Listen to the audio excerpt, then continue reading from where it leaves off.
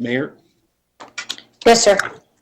Jen is ready to go. She is signed in. If you see our WebEx as Town Council and Jen Evans, one is providing the audio. It's very creative. Thank you. On, as delay for people watching, the audio won't be perfectly synced to the lip movements.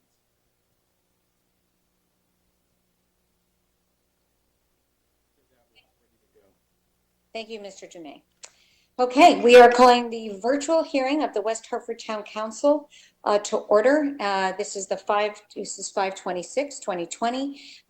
Good evening. I am Mayor Sherry Cantor, and I'd like to welcome you to tonight's virtual public hearing on the application by the Bridge Family Center, Inc., contract purchaser of the property known as 1021 and 1023 Farmington Avenue, requesting a change of the underlying zone for approximately 0.21 acres of land on the south side of Farmington Avenue from RM3 multifamily residential to RO residence office and Special Development District SDD designation for the reuse of the existing building for professional office use. Because in-person attendance at public hearings is likely to increase the risk of transmission of COVID-19, this hearing is being conducted in accordance with Governor Lamont's Executive Order 7B and 7I. Madam Clerk, can you please call the roll?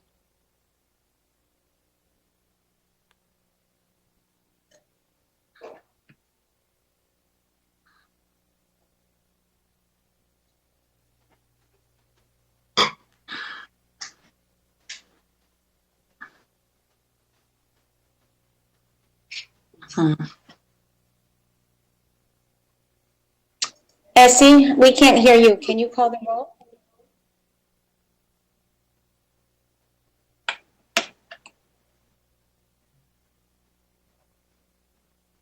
Madam Mayor, I don't think she is signed in any longer. Okay. Is Corporation Counsel in the house? No, I'm wondering if I can call the roll. Sorry, Madam Mayor. Yes. Sorry, I am here. I neglected to unmute myself. That's okay. Can I call the roll? Yes, if you wish, Madam Mayor, you can go ahead and call the roll, and we can wait for the town clerk to hopefully get back on. Thank you. I apologize for any inconvenience. So, Ms. Blanks. Present. Mr. Davidoff. Here. Ms. Fay. Present. Mr. Gold. It's 6 Present. o'clock. Mrs. Kerrigan. Ms. Kerrigan. I don't hear Ms. Kerrigan, so let me know. Mr. Sweeney? Here. Mr. Winograd? Here. Mr. Williams? Present. Okay, we have a quorum. Thank you.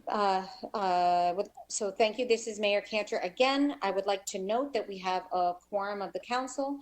Because of the virtual format of this hearing, there are some special rules that I need to cover before we begin.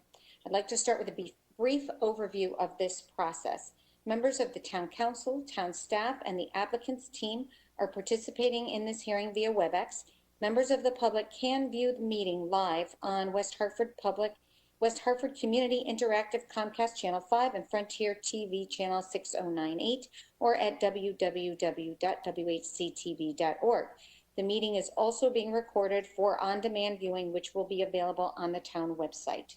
In addition, I would like to note that the required legal notice was posted on the town's website on May 19th, 2020 in accordance with Executive Order number 7I and published in the Hartford Courant on May 21st, 2020. The application materials have been posted and are available for review on the town's website in accordance with Executive Order 7I. Letters were sent to the owners of property abutting 1021, 2023. Whoever's not on mute, please mute. Madam Mayor, I think that may be Councilor Kerrigan. I had suggested that she unmute to acknowledge herself, and she may have done it a little prematurely. Okay. Letters were sent to the owners of property abutting 1021, 1023 Farmington Avenue, advising them of the date and the time of this public hearing. All participants must identify themselves by name and title every time they speak. We will begin with a presentation by the applicant, whose representatives are participating via video conference. The applicant will have 20 minutes to make their presentation. If necessary, the applicant may request additional time at the end of 20 minutes, and I may exercise my prerogative as chair or discretion as chair to grant them additional time in 5-minute increments. Following the presentation by the applicant, we will open the floor to members of the public. I will explain how that process will work in a few minutes. After public comment is over, the applicant will have 5 minutes to address any issues raised during the public comment. Members of the town council will then have an opportunity to ask questions of the applicant, and I will call on members of the council in alphabetical order. Each member of the council will have 5 minutes to ask questions, which will include the time it takes for the applicant to answer. If I feel an answer has taken an undue amount of the counselor's allotted time, we may grant additional time at the request of the counselor. Also, I will ask participants, including the applicant and the members of the council, not to address one another directly. Comments and questions must be made through the chair. After you state your name, simply preface your question or comment through the chair. When you are done, I will recognize the person who is most appropriate to respond. Although these practices feel rigid and awkward, they will ensure the meeting is conducted in an orderly fashion and that members of the public who are listening can understand the discussion. With regard to the public comment portion, I want to first emphasize that phone access to this hearing is only intended for members of the public who wish to actively participate in and provide comment.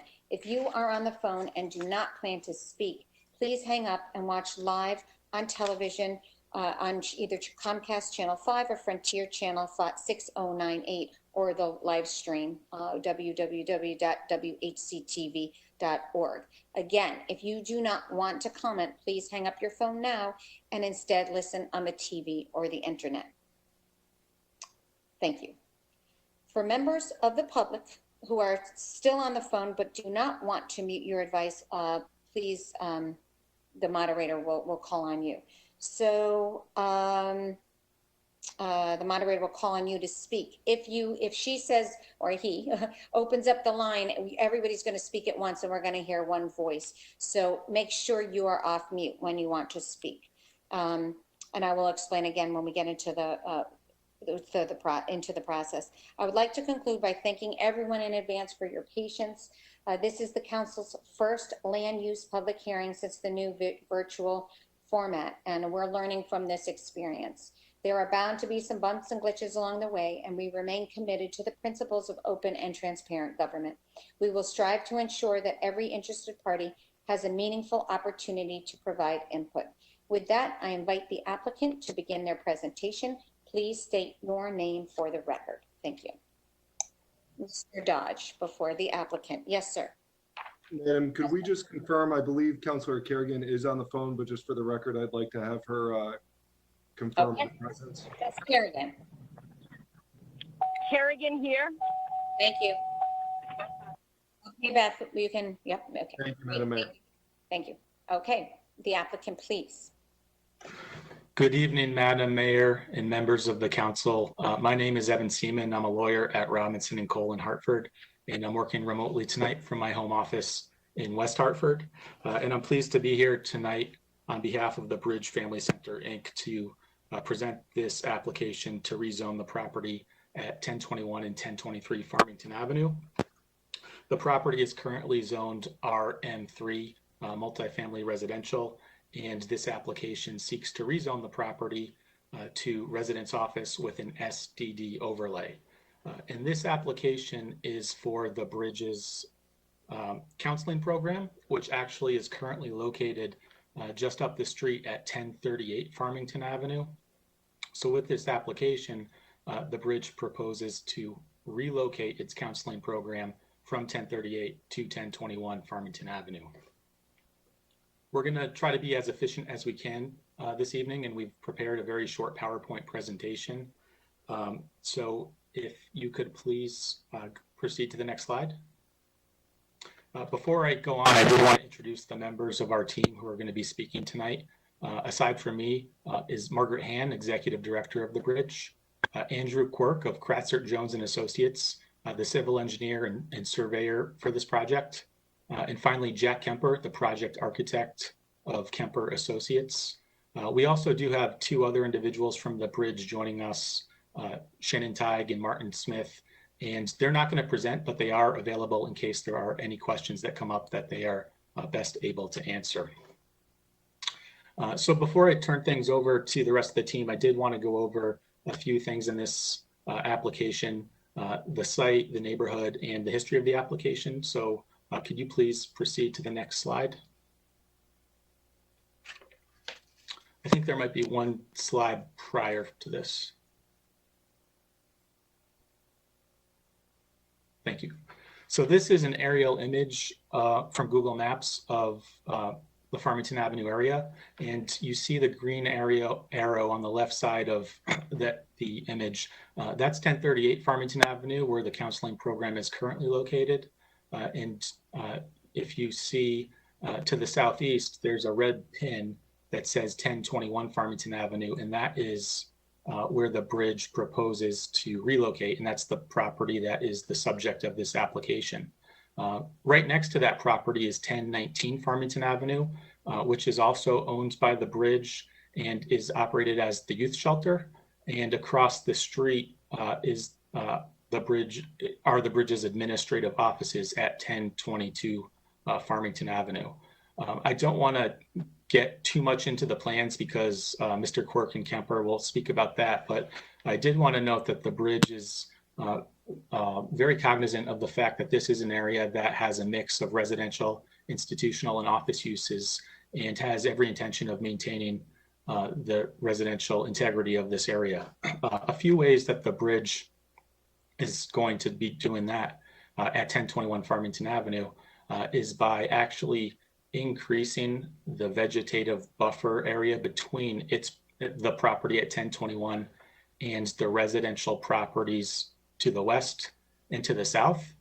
And in order to do that, the Bridge will be relocating, proposes to relocate the driveway existing at 1021, which is on the western portion of the property, into more of the central portion of the property, and also by removing an existing garage to the rear of the property. The Bridge also will also maintain the existing mature trees to the front portion of the property, as well as to the rear portion of the property, and will also be including new vegetation throughout. All parking is proposed to be provided on site. There is no parking that is proposed to be located off-site on the street. The Bridge anticipates that the number of parking spaces in this application will be sufficient to meet the anticipated demand of this operation. And finally, the building's going to remain. It's not going to be torn down or anything like that. It's actually in need of some repair. It's not the most aesthetically pleasing building in the area, and Mr. Kemper will be presenting his architectural plans in just a bit, and I think that you will find them to be a little easier on the eye. Next slide, please. So just briefly, this is an image taken from the town's GIS mapping, and there are two things that I wanted to point out with respect to this. And the first is that this area is a mix of zones. In the red is the BC Central Business District. The brown denotes multifamily residential. The orange is the residence parking district. And I think most importantly for this application, The yellow is residence office, and the diagonal black or brown crosshatch shows property that has an SDD overlay. So this would not be the first property in the area that would be RO with an SDD overlay. There are actually 8 other properties in the area with that designation right now. And there are 3 other properties that are not zoned RO, but do have the SDD overlay designation. Next slide, please. I wanted to just briefly discuss the history of this application. We've done a lot of work leading up to today, and we're very proud of the plans that we're presenting to you. We began the application process, I think, all the way back in November or December of 2019 with some pre-application meetings with town staff. And this really has been a true collaborative effort between the Bridge and its design team, as well as town staff, the Town Plan and Zoning Commission, and DRAC. Our plans were substantially revised along the way, just about at every step of the way, and we're very pleased with the result today that we're presenting to you. The Town Plan and Zoning Commission recently reviewed the plans, I believe on May 13th, and offered a positive recommendation. DRAC also offered a positive recommendation when we were still having in-person meetings, I believe, back in early to mid-March. And finally, there have been multiple rounds of staff comments, which we've addressed along the way. So a lot of work has gone into these plans, and we believe that the plans tonight will allow the Bridge to successfully operate while maintaining the residential integrity of this area.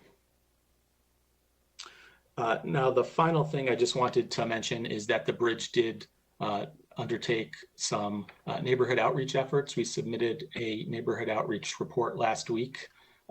Notification letters were sent to property owners within 300 feet of the property to 45 people, inviting them to attend a neighborhood outreach meeting, to contact me, and to provide any comment. We enclosed the plans with those notification letters. The Bridge had its neighborhood outreach meeting on February 27th. And along the way, also, I received some phone calls from property owners with general questions about the application, and they were generally supportive.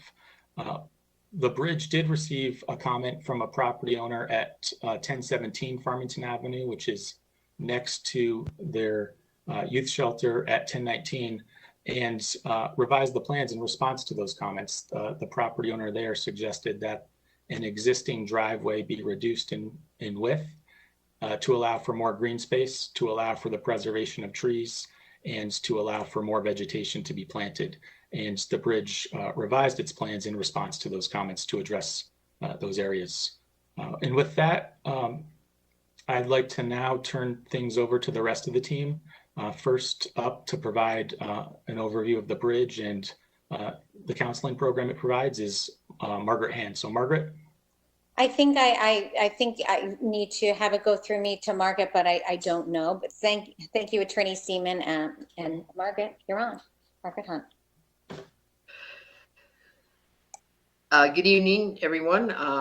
First of all, I'd like to thank Mayor Cantor and members of the Town Council for allowing us this opportunity to speak with you this evening about this very exciting project in our future. My name is Margaret Hand. I am the Executive Director of the Bridge. I've worked with the Bridge since 1987. A long time, been a wonderful, good time. We talked to you a little bit about the Bridge. Founded in 1969, the Bridge Family Center is a multifaceted youth and family service agency based in West Hartford. Our mission is to foster courage and strength in children and families to meet life's challenges and build fulfilling lives. Our tagline is every family, every child, every time. Our services include 6 residential programs, 4 mental health clinics, a family resource center based in Charter Oak Academy, and the West Hartford Teen Center, or better known as the BASE, located in Elmwood Community Center.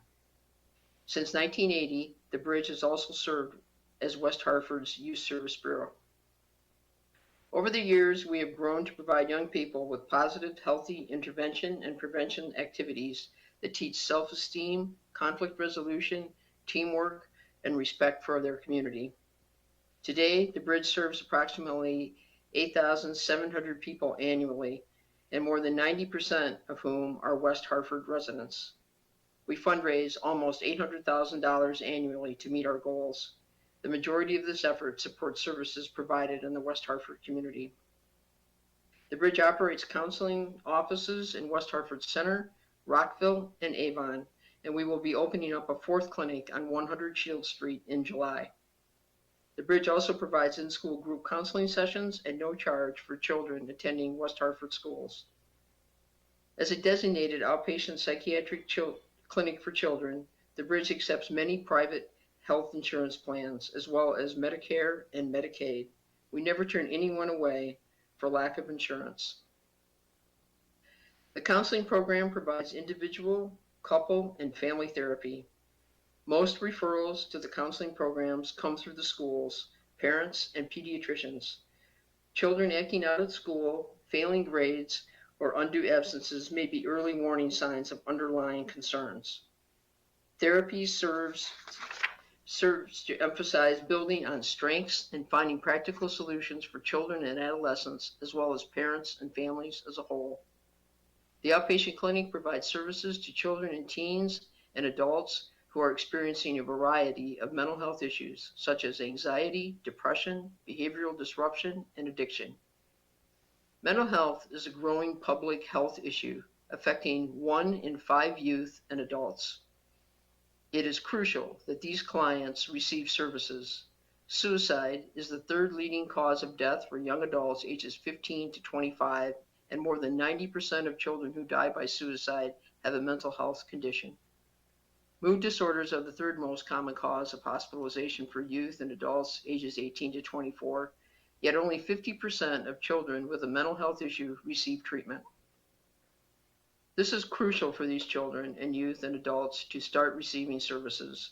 As our community emerges from the COVID-19 crisis, the need for mental health services will be heightened as people begin to heal from countless traumatic events caused by the pandemic. The purpose and renovation of 1021 Farmington Avenue further deepens our roots in the community of West Hartford, our home. We have provided quality services to the people in the community for over 50 years. We own 1019 Farmington Avenue, which has been home to our youth shelter since 1978. Our main office is located at 1022 Farmington Avenue. We have leased this space since 1994 from St. James Church. In 2008, we opened up our first licensed clinic on 1038 Farmington Avenue and hope to move this clinic to 1021 Farmington Avenue. We will be ending a costly lease agreement with our current site and with the purchase of 1021 Farmington Avenue, thereby strengthening our financial position. In July, the bridge will be opening its fourth mental health clinic on Shield Street in West Hartford. Our youth services staff, who currently have offices at 1038, will be moving to Shield Street, as well as some of our therapists. During the COVID-19 crisis, the bridge has utilized a telehealth platform to provide needed services for our clients. We anticipate offering telehealth as part of our service delivery array as we recover from the pandemic. Obviously, its utilization will impact the number of clients physically coming into our clinic for services. We will continue to utilize its effectiveness. We will continue to analyze its effectiveness as we move forward. The purchase and renovation of 1021 Farmington Avenue deepens our commitment to the community of West Hartford and ensures availability of needed services to those that need us the most for generations to come. Thank you, Mayor Cantor and members of the Town Council, for your consideration of our proposal. Thank you. I was advised by our Corporation Counsel that you don't have to go through me. So Attorney Seaman, you can act as the MC. Thank you. Thank you, Madam Mayor. Next for our team is Andrew Quirk.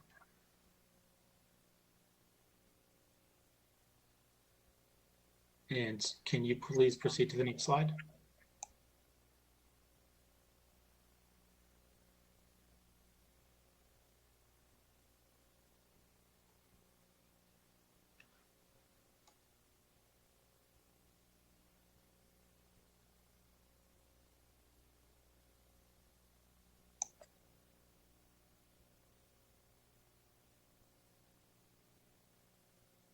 For the record, Evan Seaman. Andrew, do you hear me? I think you're on mute right now.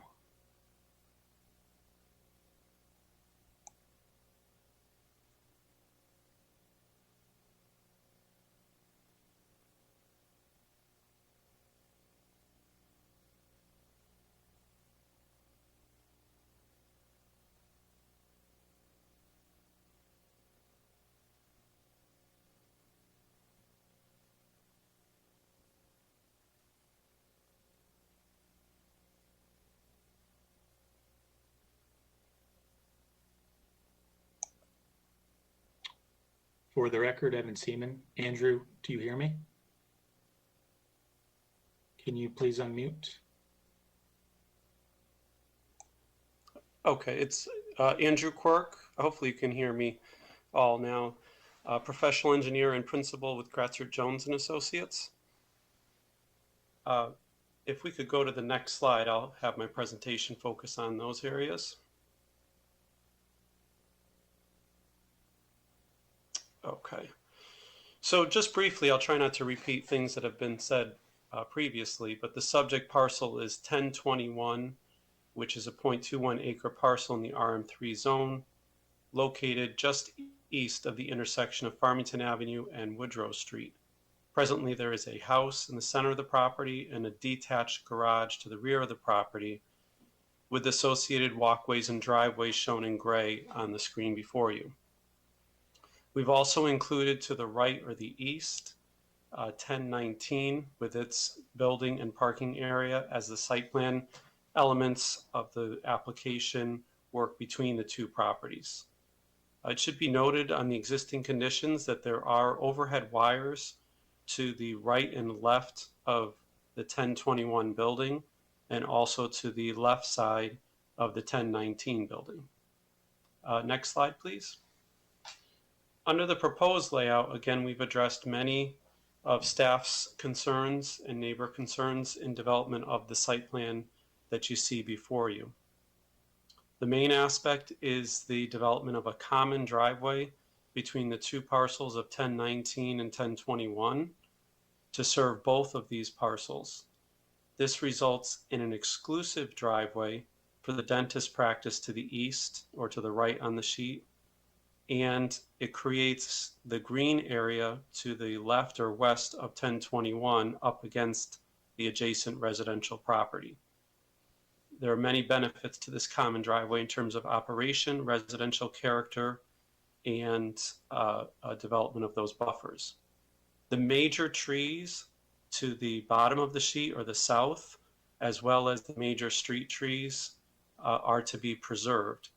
Thus the curve in the common driveway to avoid those major existing trees. The parking layout before you will provide 8 spaces on 1021 to the right, where presently there are 7, 7 spaces on 1019, plus 1 grass paver employee space adjacent to the building at 1019, and 2 grass paver parallel spaces to the right of 1019. This will result in a total of 18 spaces between the two parcels, 3 of which will be compact spaces. Every effort has been made to reduce the imperviousness of the site and maintain the residential character while still providing enough parking spaces and adequate access to function properly for the uses. Next slide, please. Presently, between the two parcels, there are 11,980 square feet of impervious building and pavement. The slide before you shows the existing impervious areas to remain in gray. The impervious areas that are going to be turned into green space are shown in green, and new impervious areas are shown in orange. The total redevelopment will result in 13,659 square feet. Of this, 3,714 square feet of roof area from both buildings will be retained by underground groundwater recharge systems. And 639 square feet will be grass porous pavers.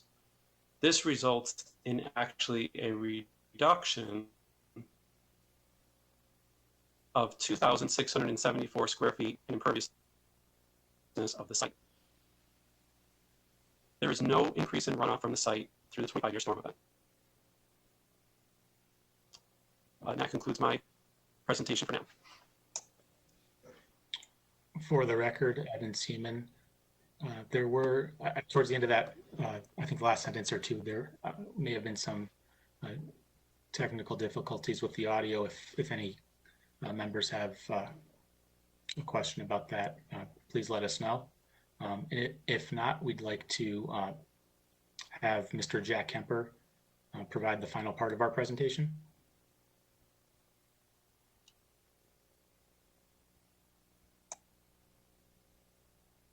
Good evening, Jack Kemper, Kemper Associates Architects. Our job is to make the least impact on this building as we can. It's a very nice two-family with nice proportions, nice materials, and we're trying to work with that. Everything we've done to make it code compliant with a handicap ramp, a new stairway is on the back of the building. The materials on the front of the building are the same. We're painting them and getting rid of some of the overgrown aspects of the trees right at the bushes right at the building, but we are really trying to make the building sort of friendlier, brighter. We're using wood shingles. We're keeping the existing stucco. The front porch is really a beautifully detailed front porch. We're restoring that. It's not in bad shape.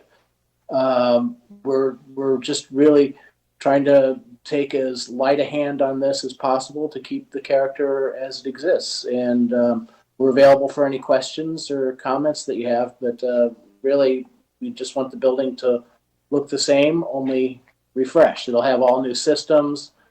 It'll be all new on the inside, but the exterior we want to present is, the original architecture.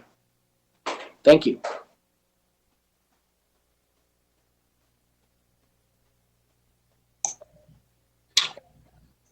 Thanks, Mr. Kemper. Attorney Seaman, would you like more time, or I guess the time is up as designated. Would you like more time, or would you like to go to For the comment? record, Evan Seaman, that concludes our portion of the presentation. If there are any comments that we feel we need to respond to, we would like to do that. But right now we're all finished unless there are any questions from the members of the council. Thank you. Normally, I think in the pre-virtual days, the council would ask their questions. We would like to hear from the public first, and then we will go to councilor questions, just to keep the flow orderly and have it make sense to people watching. So we will now go to the public comment portion. This is the time when we've afforded the public the opportunity either comment in writing or live on the phone, which will begin in a moment. Written comments we have received have been published on the town's website as a PDF and are embedded on the online agenda. All written comments have been provided to the council and applicant for review. I will ask the clerk to please read into the record the names of the persons who submitted written comment, if she Yes, is I'm here. available. Okay, on May 22nd, we had Richard Witt of 1027 Farmington Avenue and Patrick Johnson Jr., 237 Fern Street. On May 23rd, Deborah Zipkin from 113 Hyde Road. Susan and Jim Finnegan, 18 Woodrow. On May 24th, Lawrence Levere, 32 Middlefield. May 25th, Judith Beerley, 25 Borough Drive, and Reverend Bob Hooper, St. James Episcopal Church at 1018 Farmington Avenue. And on 5/26, Chris Magandance, 33 Glen Hollow. Kurt Christensen, 21 Wardwell Road. Amy Rader, 30 Seminole Circle. Howard Rosenblatt, 25 Seminole Circle. Adam Rader, 30 Seminole Circle, Kathleen Christensen, 21 Wardwell Road, and Jeff Capone, 10 Fairley Road. That completes the list. Thank you, Ms. LeBreau. Okay, so there may be some members of the public on the phone line, but if anyone else would like to comment on this application, please dial 1-408-418-9388 and enter access code 793-929-732.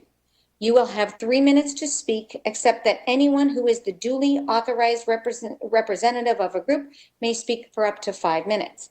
All speakers must state their name and address. As a reminder, phone access is only for members of the public who wish to speak.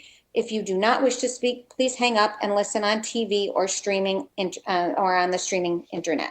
I will briefly explain how the hand-raising process will work. I went over it very quickly, but unfortunately, our conferencing technology does not allow for us to identify individual callers by name. Therefore, the moderator will randomly unmute and the call online, and everyone will say their name. So make sure you're unmuted, and one person will be able to speak. You will be recognized, but then you will need to state your name and restate your name and provide your street address. We will repeat the process until everyone has had the opportunity to speak. If the moderator unmutes a phone line and does not hear a voice after the prompt, that line will be removed from the hearing. So you feel free to call back into that line if for some reason you are not recognized. If you've called in and are also streaming the meeting on YouTube or watching on TV, please silence your other devices because there is an echo and a slight delay, and it will cause us all a little headache. All speakers shall be confined again to 3 minutes. So we did that. Out of respect for everyone who wishes to speak, the time limits really will be enforced because this is a bit of a cumbersome process. And finally, all comments must be germane to this application. I ask everyone to be respectful. Anything inappropriate, we will stop the comment section and the moderator will mute the person's phone. So with that, we will initiate the public comment. I think, Mr. Dumais, are you doing that? Thank you, Madam Mayor. For the record, Todd Dumais, I am the moderator. I am going to unmute caller with the first 6 digits of your phone number, 617820. When I unmute you now, state your name and address for the record, and you'll be recognized to speak. 617820, you are now unmuted. Hi, this is Dave Meehan at 24 Woodrow Street. Good evening, everybody. Thank you all for having this meeting here. I just more wanted to just get a bit more color. I mean, the Bridge is obviously an important and tremendous organization, and we're really happy to see the development here. And again, it's a great neighbor for us to have. So. Again, a really important organization in the community. So I appreciate the work that they do. And quite frankly, we're supporters in many ways of the Bridge Family Center. So I guess I just more wanted to get a little more appreciation of the reference talks about the special development district designation for the reuse of the existing building for professional office use. I was a little bit unclear which building is being referenced when it talks about by definition, existing building. I wasn't sure what that meant. So that's my main question. And just, again, a bit more clarity. I was a little sharper in the past about what special development district designation meant and the differentiation, but so maybe a little bit of clarity on that perhaps. But yeah, I just really wanted to get an appreciation of what building is referenced with that designation when it talks about existing building. Thank you. Thank you, Mr. Meehan. We will go to, are we addressing, we're going to receive comment, and then I think we'll all receive all public comment, and then the staff will respond to staff, and the applicant will respond. Thank you. Is there a next caller, Mr. Moderator?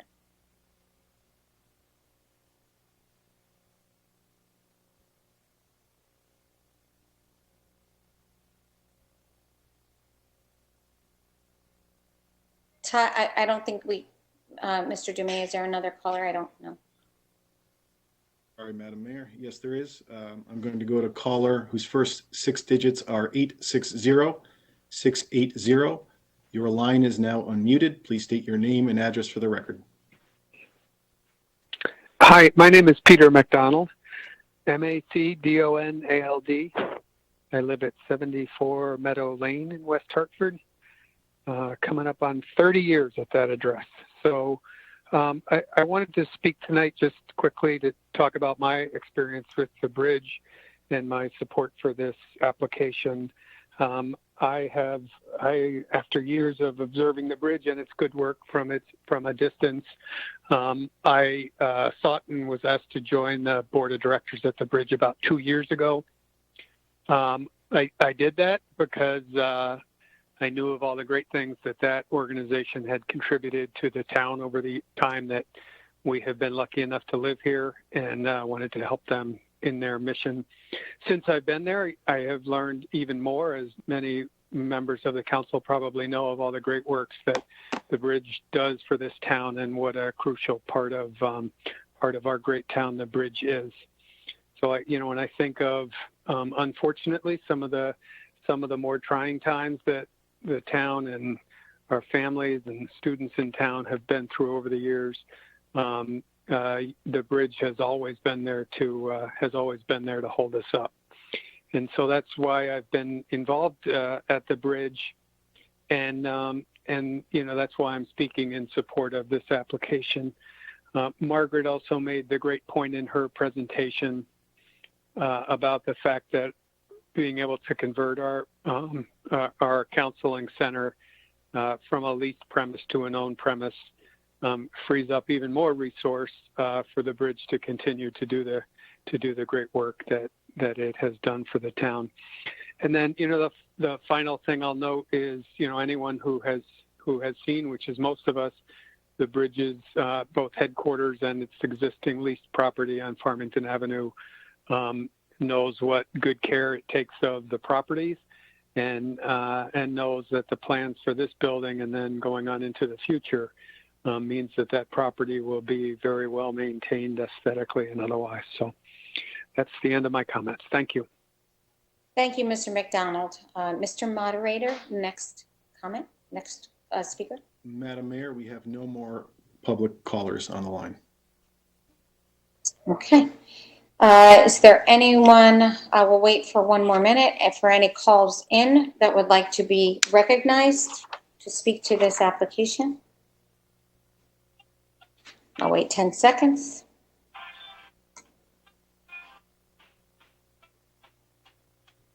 No more, Mr. Dumais? Okay. All right, very good. So we will go back to the applicant to answer any follow-up comments and also I think Mr. Meehan's question on the SSD. So. For the record, Evan Seaman on behalf of the bridge.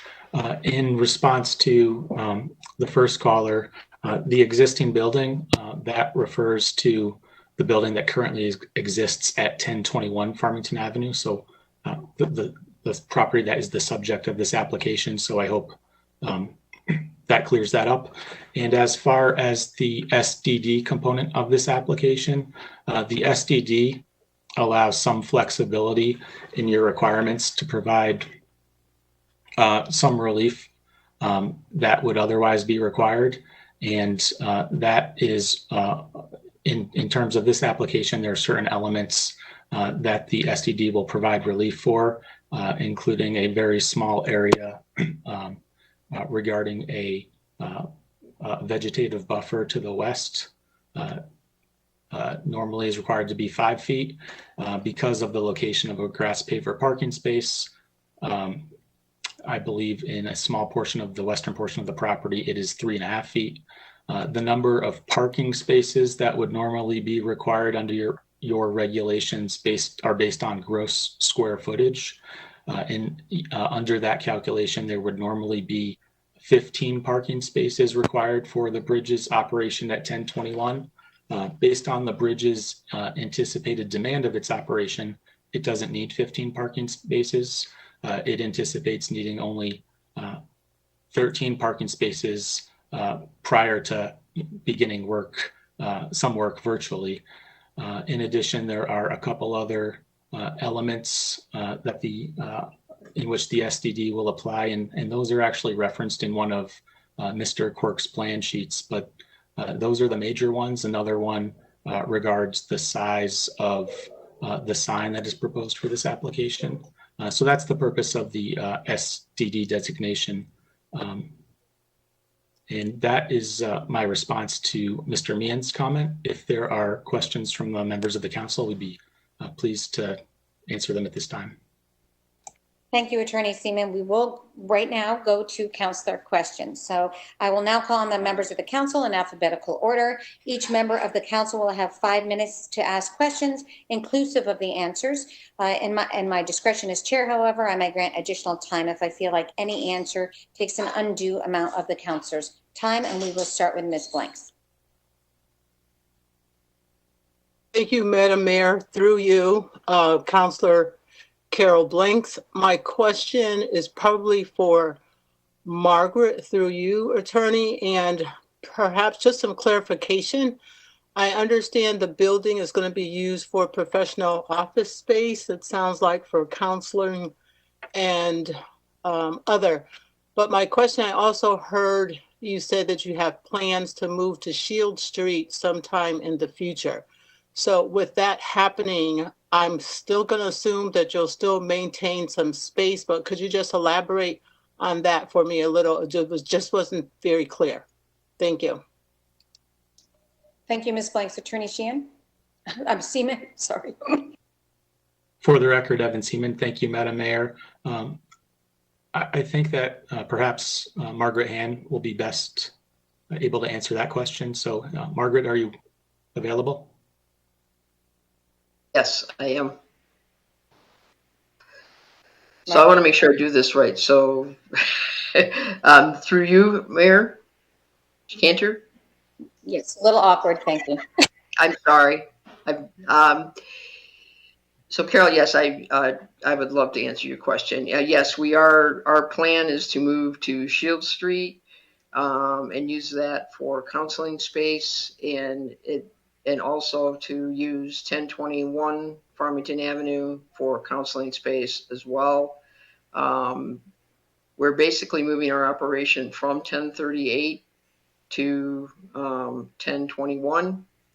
And so that's kind of a move from one place to the next. And Shield Street allows us to deepen our presence in the West Hartford community, particularly in the Elmwood section of town, which is something the bridge has been wanting to do for a while.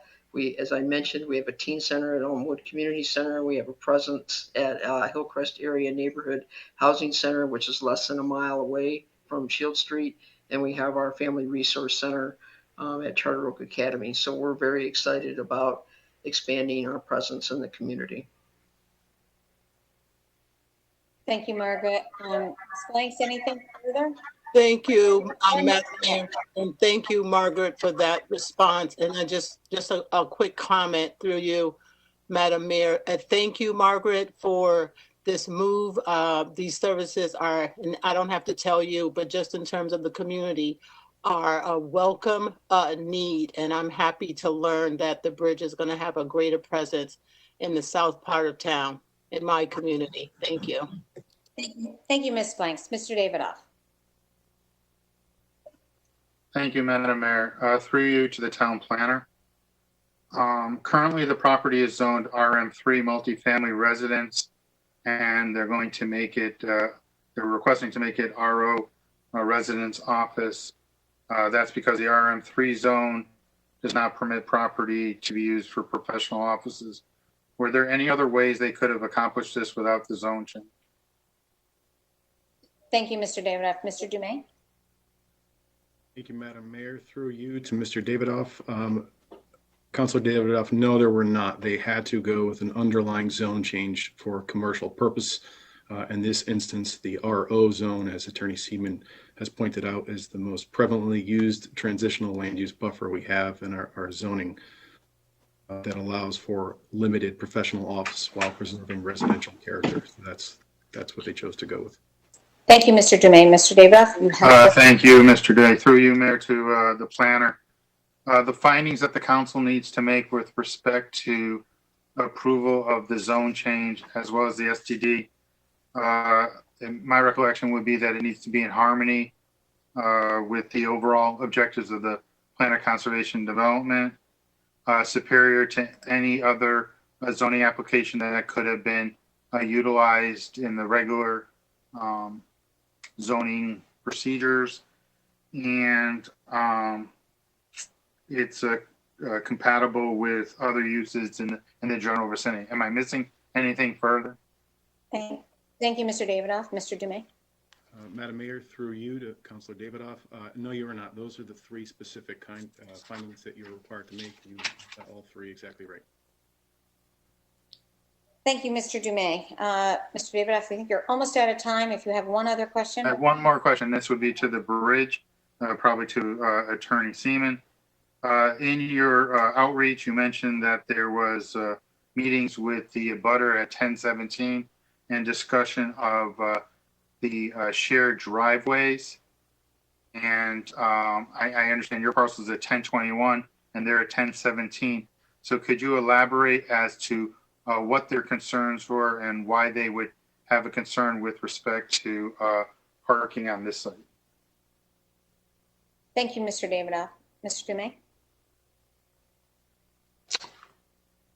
For the record, Evan Seaman, I believe that question was posed to me through the mayor in response. I was reading a text from Lamb. Sorry. Sorry about multitasking. So yes, the property at 1017 Farmington Avenue is next to property at 1019 Farmington Avenue. That's the property where the bridge operates its youth shelter. The property that is the subject of this application is to the west of the youth shelter at 1021 Farmington Avenue. And the reason that we show on the project plans both 1021 and 1019 Farmington Avenue is because there will be some shared parking. The property at 1019, the youth shelter, doesn't need all of the parking spaces, so it is able to, the bridge's proposed counseling program will be able to use some of those parking spaces. So that explains the reason that they are shown on the plans. In response to your question about the 1017 property owner, there weren't necessarily concerns about parking. It was pretty much limited to a shared driveway, which currently exists partially on 1019, the youth shelter property, and partially on the 1017 property. That shared driveway, the bridge is actually not going to be utilizing that driveway any longer to access its properties. So the property owner at 1017 stands to benefit from this application by actually having exclusive use of that driveway to access its property. And the property owner at 1017 did, as I mentioned earlier, have some additional comments regarding actually reducing the width of the driveway, which the bridge did, to allow for more green space, to allow for more vegetation, and to maintain existing mature trees located, I believe, actually on the front of 1019 Farmington Avenue. Thank you. Thank you, Attorney Seaman. Next is Ms. Fay. Yes, good evening, everybody. Thank you, Mayor Cantor, and through you as well. I actually don't have any questions. It was a very thorough application. To me, the changes weren't significant. In fact, they're improvements in my mind. So I don't really have any questions at this time, but thank you very much. Thank you, Ms. Fay. Mr. Gold. Thank you, Madam Mayor. Through you, I guess I would ask Attorney Seaman, as we were hearing, and I think we had heard from Mr. Quirk discussing a common driveway. That sometimes concerns me when you're really linking and tying two parcels together that way. Is there any discussion, or has there been any discussion with both entities in terms of having some form of agreement to maintain the common driveway should one entity no longer exist in that building? Thank you, Mr. Gold. Mr. Seaman? Attorney For the record, Evan Seaman, through Mayor Cantor. Are you referring to the driveway between 1021 and 1019, the Bridges 2 properties, or are you referring to the driveway between 1019 and 1017 Farmington Avenue, Mr. Gold? Mr. Gold? I believe you're setting up a new common driveway between the two properties, both Bridges properties. Is that my understanding? For the record, Evan Seaman, that's correct. Yes, the Bridge is the owner is the current owner of 1019 Farmington Avenue and is the contract purchaser of 1021 Farmington Avenue, and is proposing to have a driveway located partially on each of the properties. There have been some internal discussions about, nothing's materialized about how to best secure that interest in the future, but that's really all we can provide at that time. The Bridge does own both properties. There are no issues with use of the common driveway because it's the owner of 1019 and the contract purchaser of 1021. Thank you, Attorney Seaman. Mr. Gold, anything further? Yeah, no, that I understand, but I guess in the future, I guess you answered that there hasn't really been any true thought about what happens, 5-10 years from now if you decide not to maintain one of the properties and sell. I just didn't know whether or not there was going to be some sort of agreement in place that each property, in theory, would maintain a portion of that common drive and fund it collectively. Thank you, Mr. Gold. Just a quick comment and then we'll move on. Sure. For the record, Evan Seaman through Mayor Cantor. The Bridge has no plans to sell 1019, and if it purchases 1021, has no plans to sell that. If and when it ever does sell one of those properties, I think that would be the time that the Bridge would consider some of the questions that you are posing tonight. Thank you. Thank you, Attorney Seaman. Next is Ms. Kerrigan. Madam Mayor? Madam Mayor? Yes, Your Honor. Yes. If I could just be heard on that, Deputy Counsel Gina Verano, one of the conditions of approval is that there be an easement agreement between the two property owners, and the easement will involve construction, maintenance, repair, improvement, and replacement of the storm drain structure. It's also going to require an easement for purpose of construction, maintenance, repair, improvement, and replacement of the shared driveway. So to Councilor Gold's concern, there actually will be an agreement in place in the form of an easement between the two property owners, and those easements will have to be approved by this office prior to recording on the land records. Thank you. Thank you, Deputy Corporation Counsel Gina Verano. Appreciate that. Okay. We'll go back to Mr. Gold for a minute and just to make sure that he's okay. I am great. Thank you. Thank you. Appreciate that. Okay. Now to Ms. Kerrigan.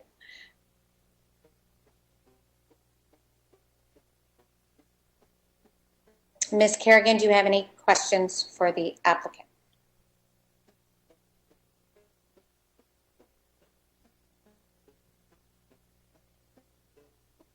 Okay, we will come back to Ms. Kerrigan. Mayor, Yes. This is Todd Dumay. I'm no longer the moderator, but Councilor Kerrigan's phone is muted, so our host, Urida, might need to unmute her to see if she has any comments.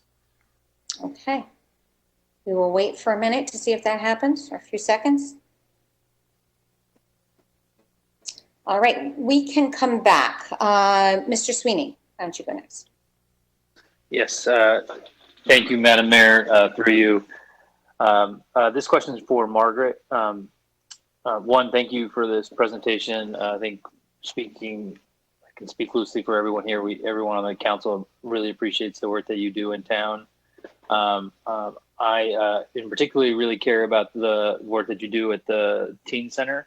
And obviously we've talked about this several times, but really excited about the opportunity for you guys to be moving staff to Shield Street, similar to Councilwoman Blanks' comments earlier. But I do have a question. Is the teen center going to maintain its spot at the in Elmwood Community Center, because one of the things that we have talked about is that there is a need for a larger space for that teen center. And I just wanted to know if there was potential consideration of moving it to Shield Street. I also know that that would maybe be more difficult for kids to get to, but just wanted to hear your thoughts on that. Thank you, Mr. Sweeney. Ms. Han? For the record, Margaret Han, through Mayor Cantor. We are not planning right now on moving the teen center to Shield Street. That would be used, the space would really not be conducive for that. It's a counseling, it's an office building. The teen center is going to be staying at Elmwood Community Center for as long as, unless there's another opportunity to expand our services in with the teen center. If West Hartford opens up another facility that perhaps the teen center could have a space there, that would be wonderful for us. The teen center started in a through Jim Capity's, really walking us through the building and giving us our first space there that was an office for the maintenance people. And since then, we've had access to many other things. So we truly appreciate us being able to use West Hartford Elmwood Center for the teen center. We look forward to expanding that if we can. Thank you. Thank you, Margaret. Back to you, Mr. Sweeney, if you have any quick follow-up. Nope. Thank you very much, Madam Mayor. And thank you, Margaret, and for your team for a great presentation. Thank you. Thank you very much, Mr. Sweeney. Thank you both.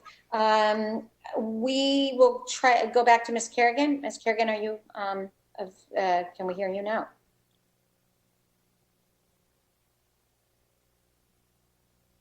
I don't know if Jerida is now moderating, if you can unmute Ms. Kerrigan. She doesn't, she said her phone is not muted. Or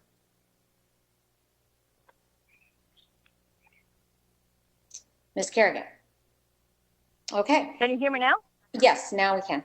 Yes. Thank Go you, ahead, Madam Mayor. Through you, Madam Mayor, Councilor Kerrigan. I apologize. I've been unmuted on this end. So I just wanted to express my gratitude for all the work that the bridge does in our community to make us a better town to live in. So, Margaret, thank you for that. I appreciate that you're expanding into the Elmwood area to service, Hannock and the Elmwood Community Center. So thank you for all that you do.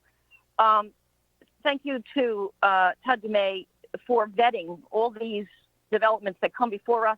So it makes our job a lot easier. The good news is that every time something happens in this town, a resident doesn't like, they come to us. We know about it. Haven't heard any word, any complaints. So thank you for a job well done. I look forward to going forward. Thanks. Thank you, Ms. Kerrigan.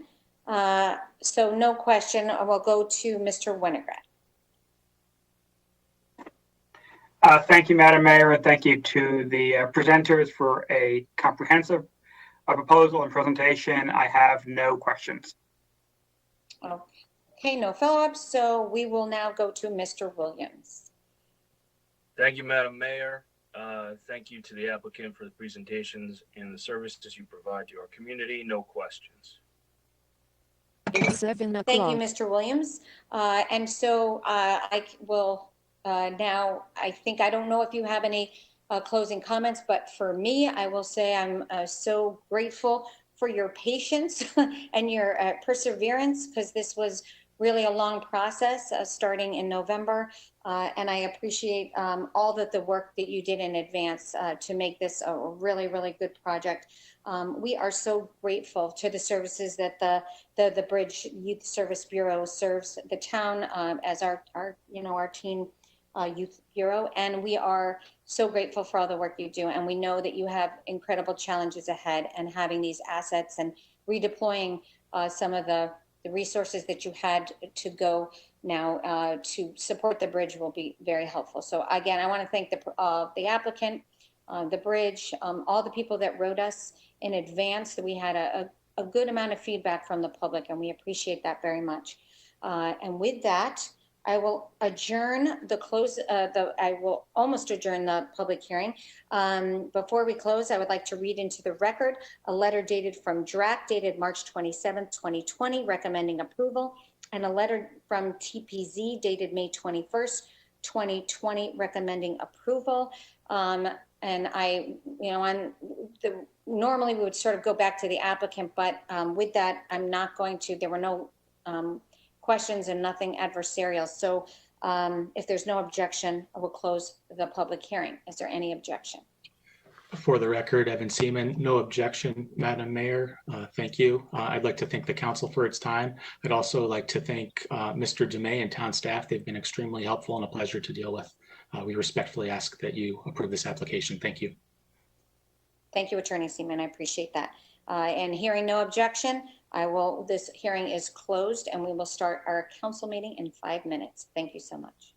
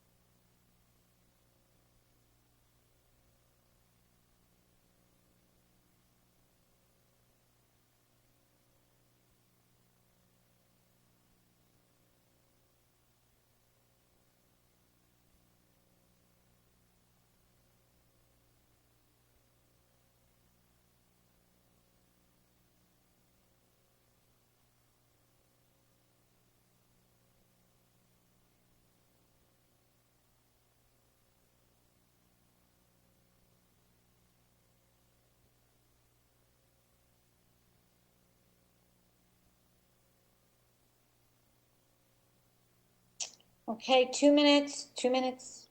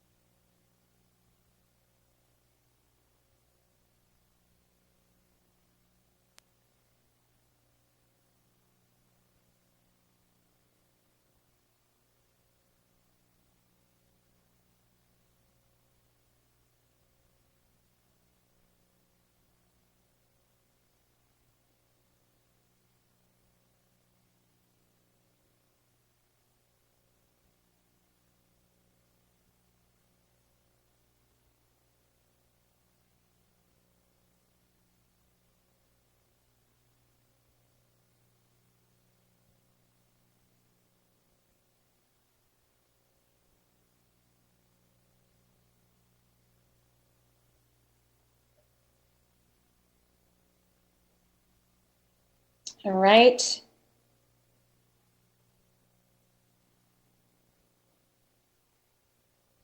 Waiting for a couple more counselors on video.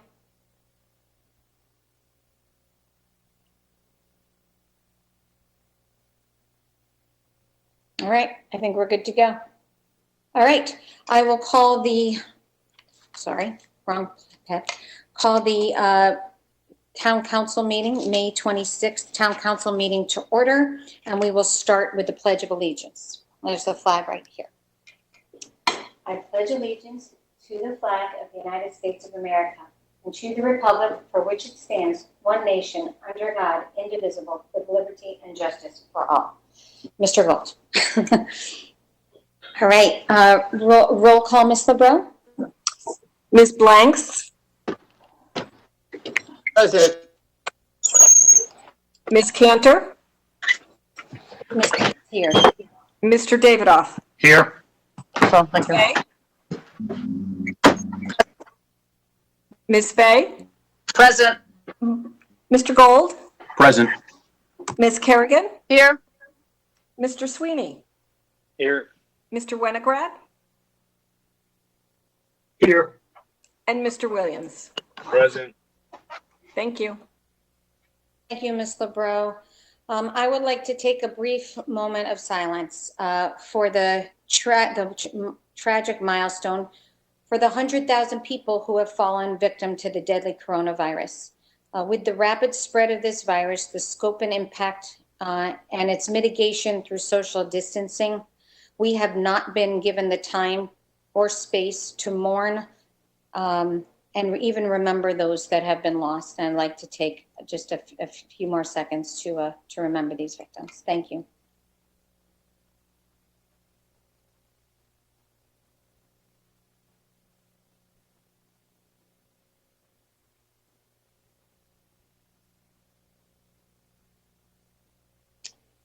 Thank you. I will move that we approve the town council minutes from May 12th and May 18th.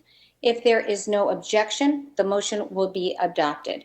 Is there any objection to approving May 12th and May 18th minutes?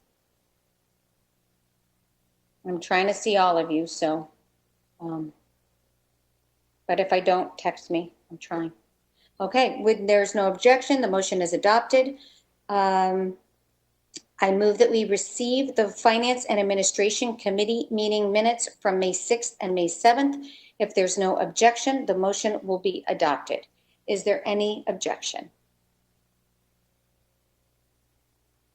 Seeing no objection, the motion is adopted.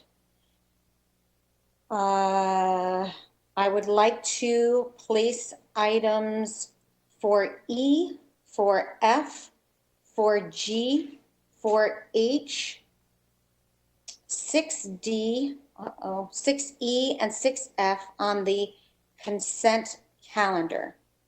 I move adoption of the, first, if there's no objection,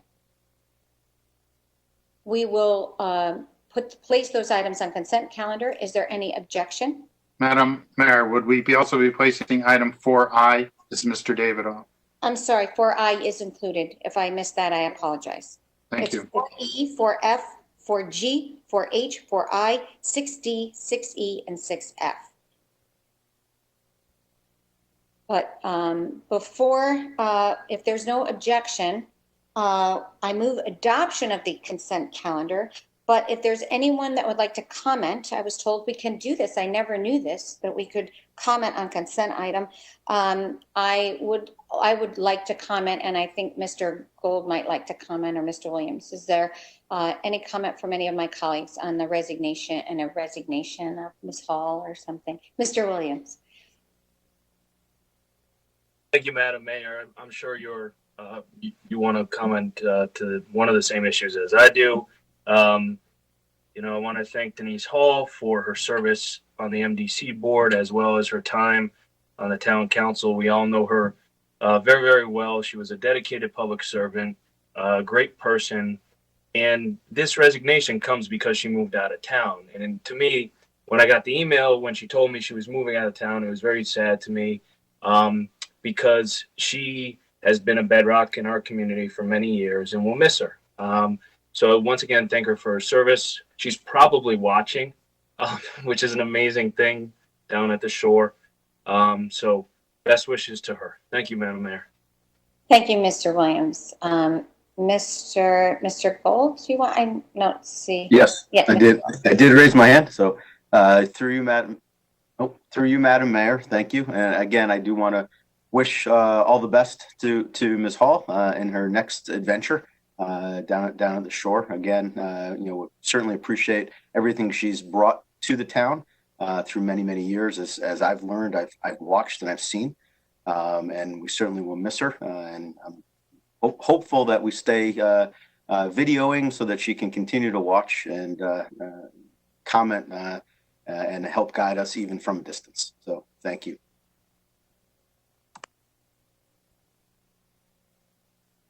Mayor Cantor, it's Mary Fay, Counselor. I have a comment as well. Thank you. Ms. Fay, go ahead. If I may. Thank you so much. I'm using my phone, so it's hard to text you. I'm extremely appreciative of Denise's service. In fact, I think I want to still thank her. She kind of got me involved in politics here in town. And I just think she's a terrific person, does a lot for the veterans, does a lot for a lot of different causes. And when she agreed to take on the commissioner of the MDC role, she dug in. She just dug in. She's got a fantastic financial background. She understands risk management. She understands a lot of the technical components about the MDC and the pipes, et cetera, and the Clean Water Act. And she is an invaluable resource. I'm sure we will be in touch with her on a frequent basis. But I just wanted to say thank you, Denise. You've been a great role model and you've been a good friend. So good luck down at the shore. Thank you. Thank you, Ms. Fay. Mr. Davidoff, do you have anything?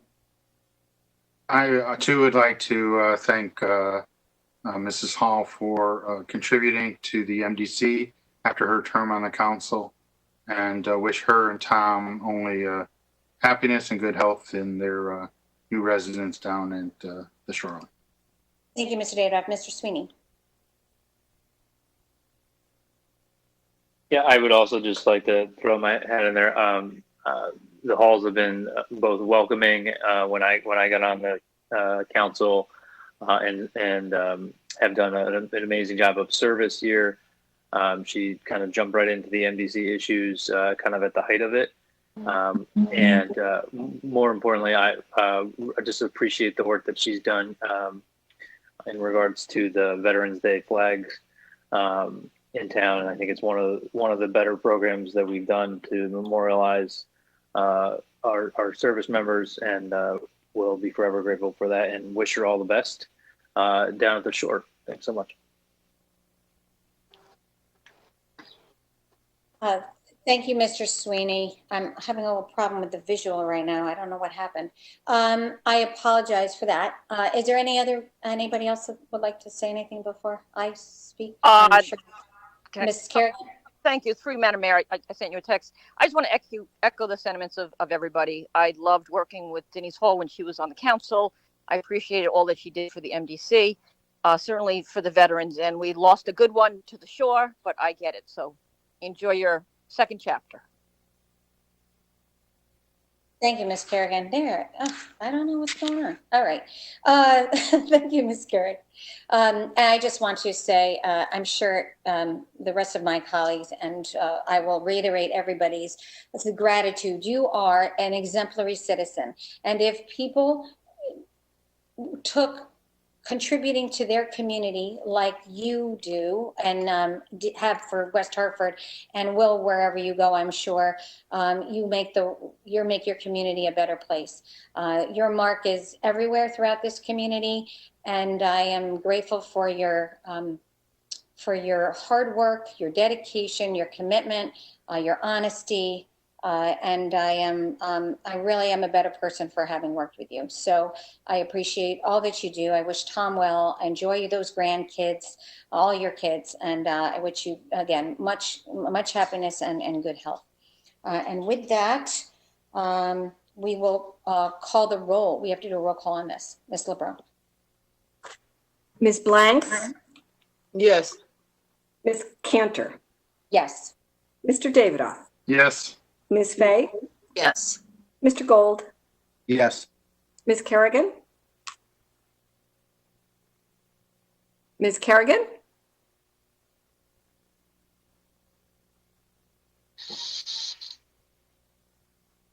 Mr. Sweeney? Here. Mr. Winograd? Yes. And Mr. Williams? Yes. Thank you. Thank you, Ms. LeBron. Okay, now If I need a, Madam Mayor, if I need a clarify, that was a yes, not a present for that vote. Understood, Mr. Sweeney. Okay, Ms. Kerrigan, is there, I don't know, we're having a little problem with the mute on Ms. Kerrigan, but we will figure it out. Okay. Madam, Yes, Mr. Dodge. I was going to suggest that the town clerk could leave the vote open on that, on the consent calendar until Ms. Kerrigan is able to communicate again and cast her vote. Thank you, Mr. Dodge. I was going to, yes, thank you so much. All right, now we will go to item number 4, reports and communication, the town manager's report. Mr. Hart. Thank you, Mayor. Matt Hart, Town Manager. Good evening, Council. Thank you for everyone joining tonight's meeting. I have just a very short report for you in the interest of time. I would also like to extend my thanks to Denise Hall, former Councilor Hall, for her service to the community as an MDC Commissioner following her retirement for Town Council. I found her to be someone I could always talk to and get some great advice from. We have a working relationship with the MDC administration in no small part due to her efforts. So I'm certainly going to miss her in that role and want to thank her for her service to our community. A couple of other things that I have for you this evening.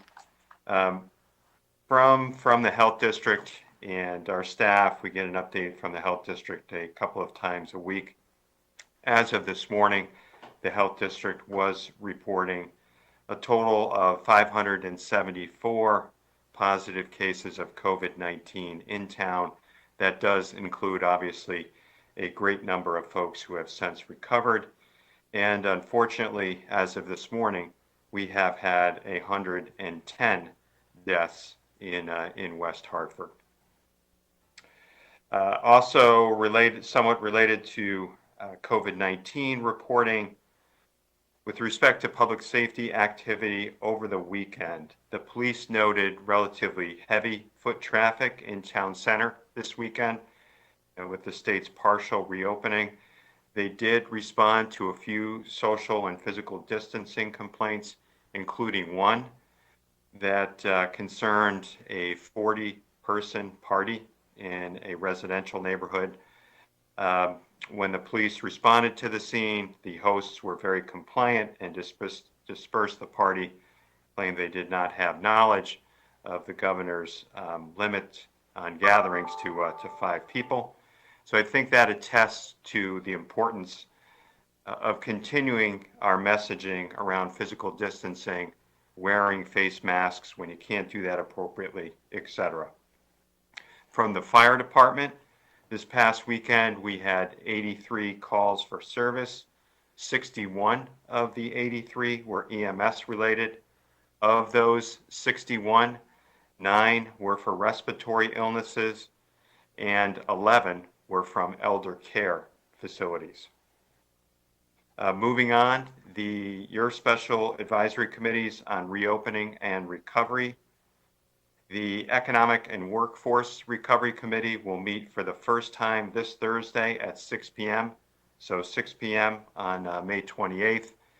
Working on an agenda with the co-chairs, Deputy Mayor Davidoff and Mayor Cantor, and we'll publish that tomorrow. And the Special Committee on Social and Community Recovery will meet at 6 p.m. on Monday, June 1st, and we'll look to post an agenda for that later this week as well. As just a couple more things, as you know, the town has been very involved in distributing PPE, personal protective equipment, on a regional basis. We've been doing that from 2 sites, one, our Brixton Street Public Works facility, and secondly, from Sedgwick Middle School. It's been very well received, very important service that we're providing to the region. We would like to invite the council to come to a site visit to tour the Brixton Street facility, the PPE distribution.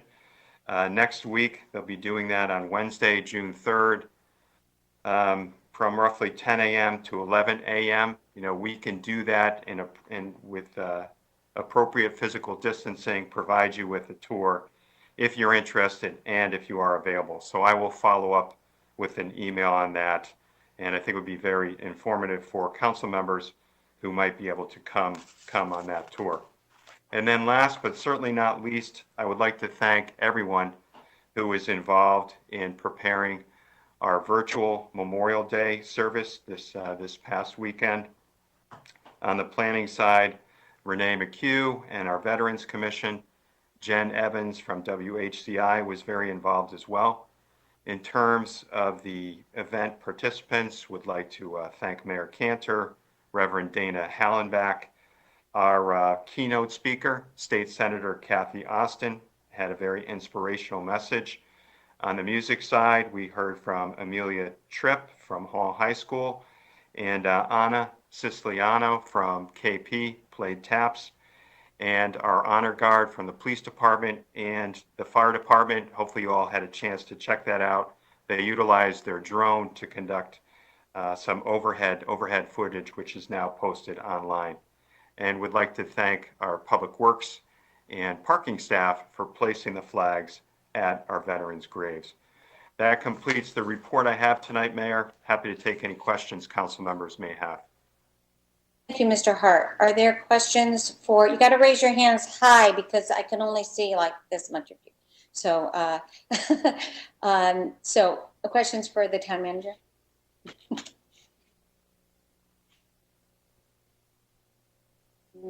Don't see any. I'm looking for my text. All right. Okay. No questions. We will go to item 4B from the town manager, letter concerning selection of municipal designees pursuant to Executive Order Number 7 PP. Mr. Hart.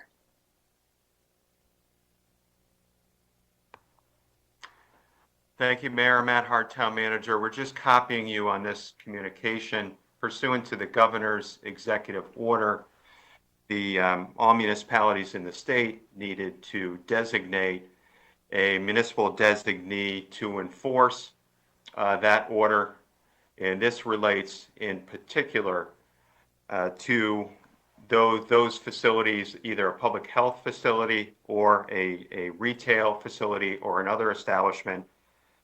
And it's incumbent on the staff to conduct periodic inspections, to follow up on any complaints that we might receive, and to take appropriate action. So as you see in the communication, pursuant to the governor's order, I've designated the fire marshal, the deputy fire marshal, the zoning enforcement officer, and the assistant zoning enforcement officer to serve as our municipal designees. Under the governor's executive order, the health district is responsible for enforcing everything related to public health facilities. And interestingly, the definition of a public health facility in this instance does include our food establishments.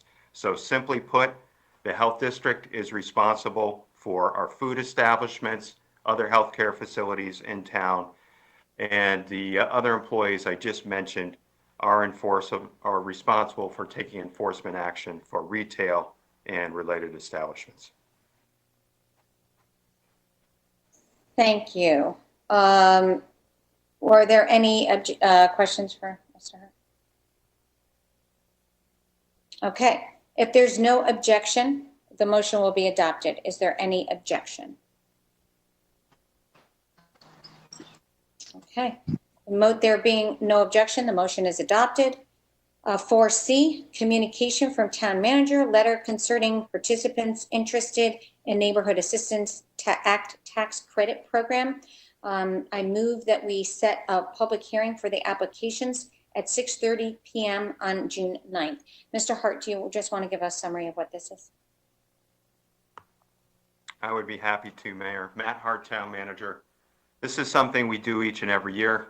Our veteran counselors will recall it.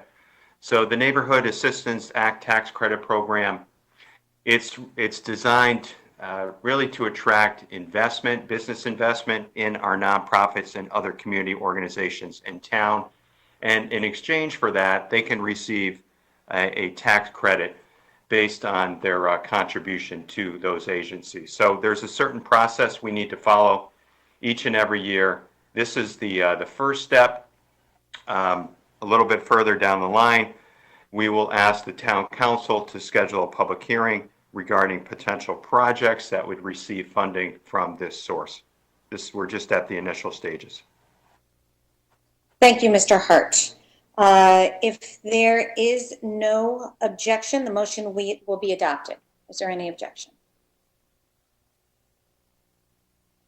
Okay, the motion is adopted. We will now go to 5, unfinished business. Application, I move to approve the conditions. Oh, so we, from what I understand, we were just sent the conditions of the, Madam, yes, Mr. Dodge.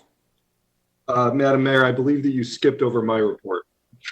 I did, Mr. Dodge. I apologize very much. Mr. Dodge, Corporation Counsel report. Thank you, Madam Mayor. And Madam Mayor, having had the opportunity to serve with Ms. Hall, I also want to wish her the very best as she moves on to new endeavors and thank her for her service. One of the things I always really appreciated about Denise was she was fond of saying that we could disagree without being disagreeable. And I very much enjoyed some of the very spirited debates that we had in the respectful and thoughtful way that she approached her business. And she was certainly an asset to the town and she'll be missed. Madam Mayor, my office has been very busy handling questions coming in with phase 1 of the reopening now underway, which began on May 20th. We've been assisting various town departments as enforcement questions come in, particularly with the restaurants and retail opening. We've been answering a number of questions and helping interpret some of the governor's executive orders. The executive orders have slowed down a little bit. However, I do anticipate that we have some significant ones that will be upcoming. So the governor announced last week that he anticipates that phase 2 of the reopening will begin on June 20th. And that will include the reopening of hotels, gyms, fitness, sports club, all personal services, outdoor arts and entertainment, outdoor amusement parks, movie theaters, bowling alleys, social clubs, museums, zoos, aquariums, and restaurants with indoor but no bar. Phase 3, which he anticipates will begin 4 weeks after that, will include bars, indoor event space and venues, indoor amusement parks and arcades, and outdoor events for up to 100 people. And so I anticipate that we'll be very busy as the various executive orders and rules get issued implementing those new phases of the reopening. We've also, I want to thank Attorney Verano of my office and also Todd DeMay and Gerida Reinheimer for the work that they've done to get some of our boards and commissions up and running with the virtual meeting format. As you all know, it's not easy. It takes a lot of practice and a lot more things need to be scripted out than normal. But luckily, we've got most of our land use boards and commissions up and running, things like the environmental commissions, as well as we had a first meeting of our historic commission, and the library board also had a meeting. And so the next phase is going to be to get the more leisure services type boards and commissions managing their virtual meetings. And Madam Mayor, we will require an executive session later in the evening or at the end of the meeting to discuss pending litigation. There will be no action required of the council after that. And so the counselors will be receiving a separate invite from Ms. Reinheimer. They may have actually already received it because we will be going onto a separate WebEx video conference for the executive session for security purposes. And I'm happy to answer any questions that any counselors may have. Thank you, Mr. Dodge. I apologize for I'm sorry. Any questions for Corporation Counsel? All right, not seeing any questions. We will be moving to, where are we, 5A, but I am a little, I need a clarification on conditions of approval. I did not see them on my email, but I want to make sure that we do have that. Ms. Verano. Yes, Madam Mayor, Gina Verano, Deputy Corporation Counsel. I did just send them in an email to the Town Council, copy Dallas Dodge and Matt Hart. Essie and Todd Dumay. So as you may recall, when we were in a non-virtual format, Corporation Counsel would hand out to the town council members the proposed conditions of approval at the time you were deliberating the application. A little bit of a different turn here since you're not in person. I did email them to you. And so I don't know if you have an opportunity to review them, but I can go over a few of the highlights when you get to that point. Thank you. Thank you, Ms. Morano. Are these different than our standards conditions of approval? Madam Mayor, Gina Verano, Deputy Corporation Counsel. No, they are the standard conditions of approval, except that I have inserted 2 additional requirements if you want me to speak to those at this point. Why don't you do that and then we can approve with conditions? Sure. The additional requirement is really on easements, and it speaks to, again, Councilor Gold's concern about what happens when you have the same property owner with a shared driveway. So one of the conditions of approval is that the applicant must provide to this office, and subject to our approval, an easement. And an easement is going to set forth what the respective obligations are of each property owner with respect to the construction, the maintenance, the repair, the improvement, and the replacement of the shared driveway, and also some specificity with respect to the vehicular access and the parking on the property. Additionally, there is another easement that's required because they are going to be sharing a stormwater facility. And so again, we're going to require that that easement be approved by this office, and contained in that easement would be specific obligations of the property owners with respect to the maintenance, repair, the improvement, and the replacement of that storm drainage structure. And that's contained in subsection E under easements in the conditions of approval. And all other are the standard conditions of approval. Okay. Thank you, Ms. Brown, because we actually were going to, my motion was to approve with conditions. I guess first I want to open it up to any questions on the conditions for Ms. Verano.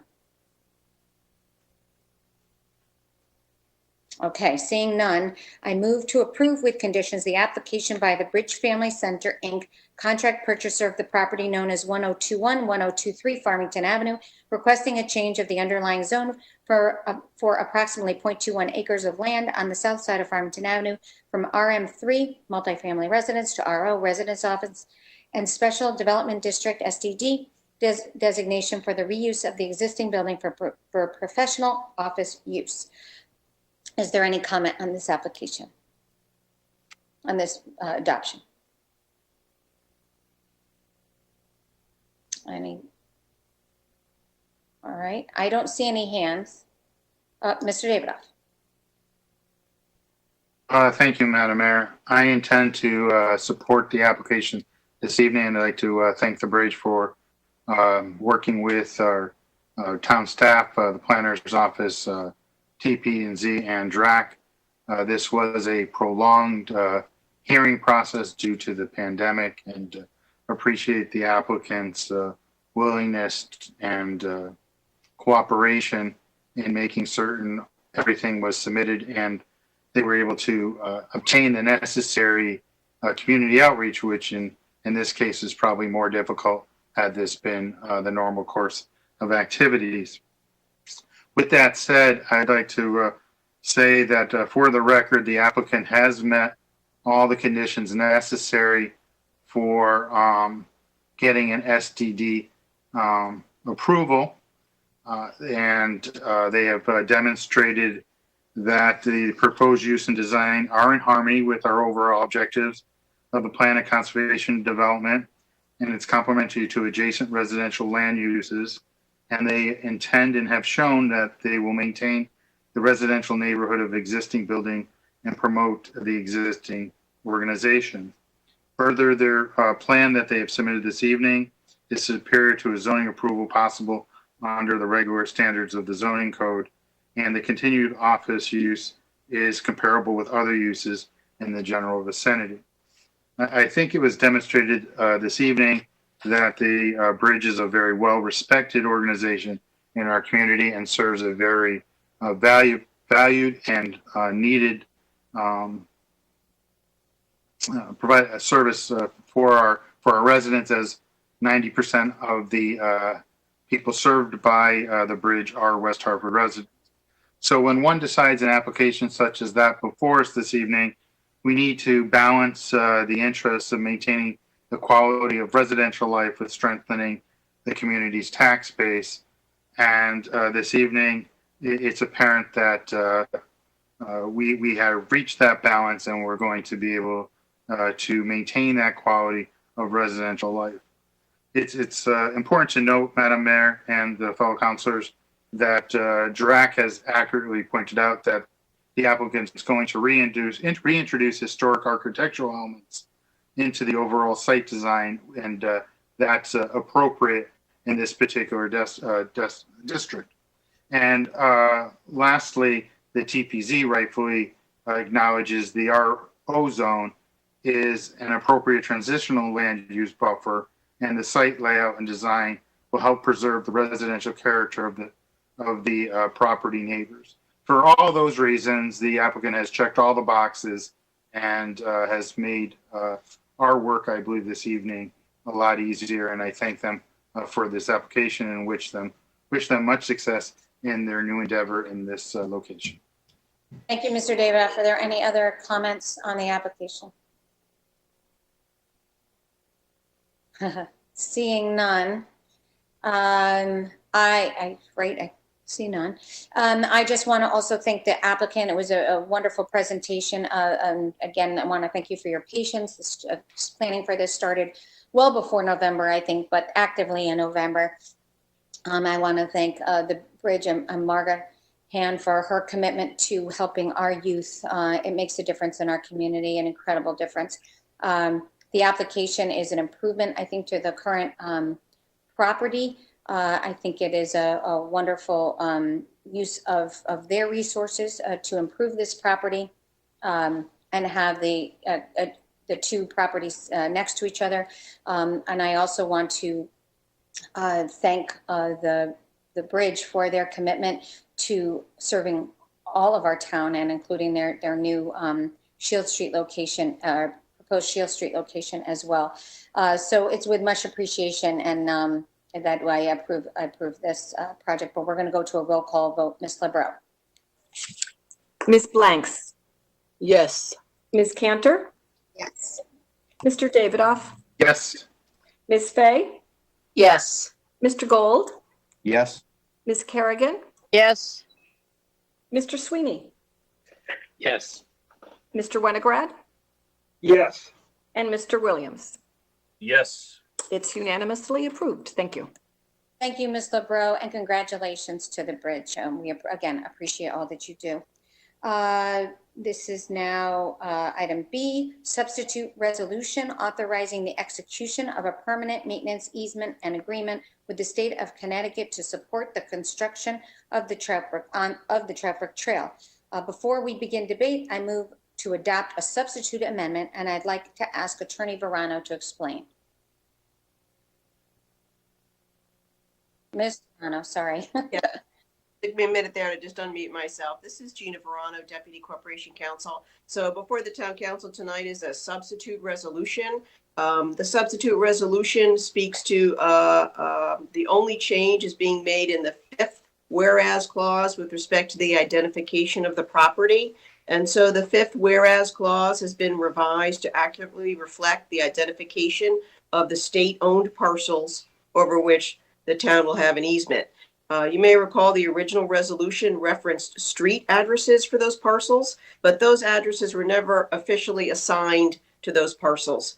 The substitute resolution identifies the parcels by number, and those numbers are properly reflected in maps that were prepared by the town's engineering department, and the maps, when in final form, will be recorded on the land record. So for your consideration tonight is a substitute resolution. The only change has been a new whereas clause, number 5, which properly identifies the individual parcels over which we will have an easement, and they're linked to an individual map prepared by the town engineering department. Thank you.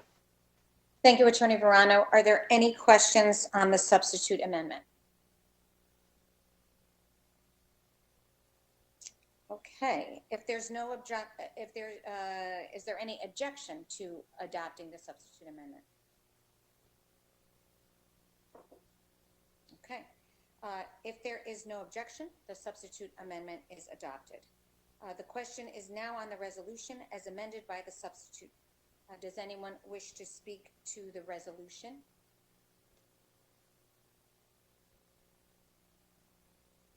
I don't see any hands. Okay, if not, then we will do a roll call. Ms. LeBrun. Oh, sorry, did I see his hand? Yeah, Madam Mayor, I just wanted to Oh, talk sorry, about Mr. the, Yes, sorry, go ahead. just wanted to see whether or not you wanted an overview of the project that this resolution supports. That would be helpful, Mr. McGovern. If for the public, I think so. Yes, thank you. Sure. Mark McGovern, Community Development Director. In addition, tonight we have Jim Brennan, our engineer from the engineering division that designed phases 5 and 6 of the Trout Brook Trail, as well as John Phillips, our DPW director, who will have the obligation of maintaining the trail going forward. And so we did receive several years ago over $700,000, both from DEP and CROG, to build sections 5 and 6 of the trail. Section 5 goes from Farmington Avenue to Fern Street. Section 6 goes from Fern to Duffield Street. So this is quite a big section. We're able to construct now. We needed this easement in place, which obligates us to maintain what's constructed, but also maintain the flood control area, essentially from the water line up. And that will be an obligation of DPW, just as it is in other portions of the Trout Brook Trail channel. So we're very excited. We've reached this point. Deputy Corporation Counsel Veranos spent many hours negotiating things with DEEP. We thank her for her efforts and for reaching this point in time. And we are looking forward to construction, hopefully starting this fall and taking about 12 months to complete. And the staff is here to answer any further questions. Thank you, Mr. McGovern. Any questions for Mr. McGovern or Mr. Phillips or Ms. Verano? All right, Ms. Blanks. Thank you. Through you, Madam Mayor, my question is going to be directed to you, Mr. McGovern. I'm just curious, in terms of the current activity on the trail now, due to the pandemic, I'm wondering if you're seeing an increase in activity, and if so, is there an increase, and I hope not because we have a beautiful town, in terms of litter, and how often is it maintained? Thank you. Thank you, Ms. Blanks. I think this will go to Mr. Phillips. Yes, Madam Mayor, there, John Phillips, Director of Public Works. I think I can help with the question on, actually I can help with all of them. I actually walk a portion of the trail during my lunch hour. There's modest use during daytime hours, but everybody's been seen that I see as respectful to current social distancing guidelines and very respectful and courteous to everybody on the trail. As far as litter goes, is no more, no less than any other park system or area that tracks public activity. Litter's litter. It could, but it doesn't necessarily come from people using the trail. The litter can come in from the road, Trout Brook, mainly on the side, or even during a heavy rainstorm, the litter can be washed in from water courses that come into that area. But so you can't really pinpoint it on activity, but there's the litter exists. It exists in every part of our town where there is public activity. But we do maintain those areas for litter. We do maintain the area for lawn mowing and tree maintenance. And it's basically done on a routine basis, just like any other property that we have in town this time of year. And then when we get in our slower growth seasons, it's done as needed, as well as any tree maintenance or any invasive kind of weed growth that may overtake a portion of the trail. And that sums up the maintenance part of the trail. Back to you, Madam Mayor. Thank you, Mr. Phillips. Ms. Blanks, do you have any further questions, follow-up? Yes, I do. Thank you, Madam Mayor. Through you, thank you, Mr. Phillips, for that, providing me with that information. But I'm curious, what is considered your routine? Thank you, Ms. Blanks. Mr. Phillips, that's okay. Through the Mayor, John Phillips, Director of Public Works. Routine is basically week to 10-day mowing, week to 10-day During that mowing, the mower operators try to keep a vigilant eye on other things that might need to be taken care of, like litter. Again, and if as staff resources are available, we can address them either immediately or through a planned effort to go out and do a litter patrol. We will see sometimes graffiti in certain areas, which is a little bit more challenging for us to address. We try to report graffiti to the PD so they can document it. Sometimes graffiti has a special notation or a special kind of a font, if you would, that might be related to something else, and the PD likes to record the activity.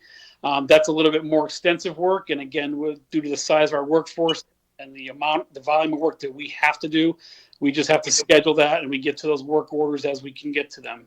But we try to do things as fast as we can based on the importance of the priority from public safety down to just your basic lawn care maintenance activities. Madam Mayor. Thank you, Mr. Phillips. I am told that we're having audio problems on WHCTV, and because this is a public meeting and we need to have this shared, we have to pause until we get signal that we are back on. So just don't go anywhere far, because hopefully this will be resolved quickly. Thank you.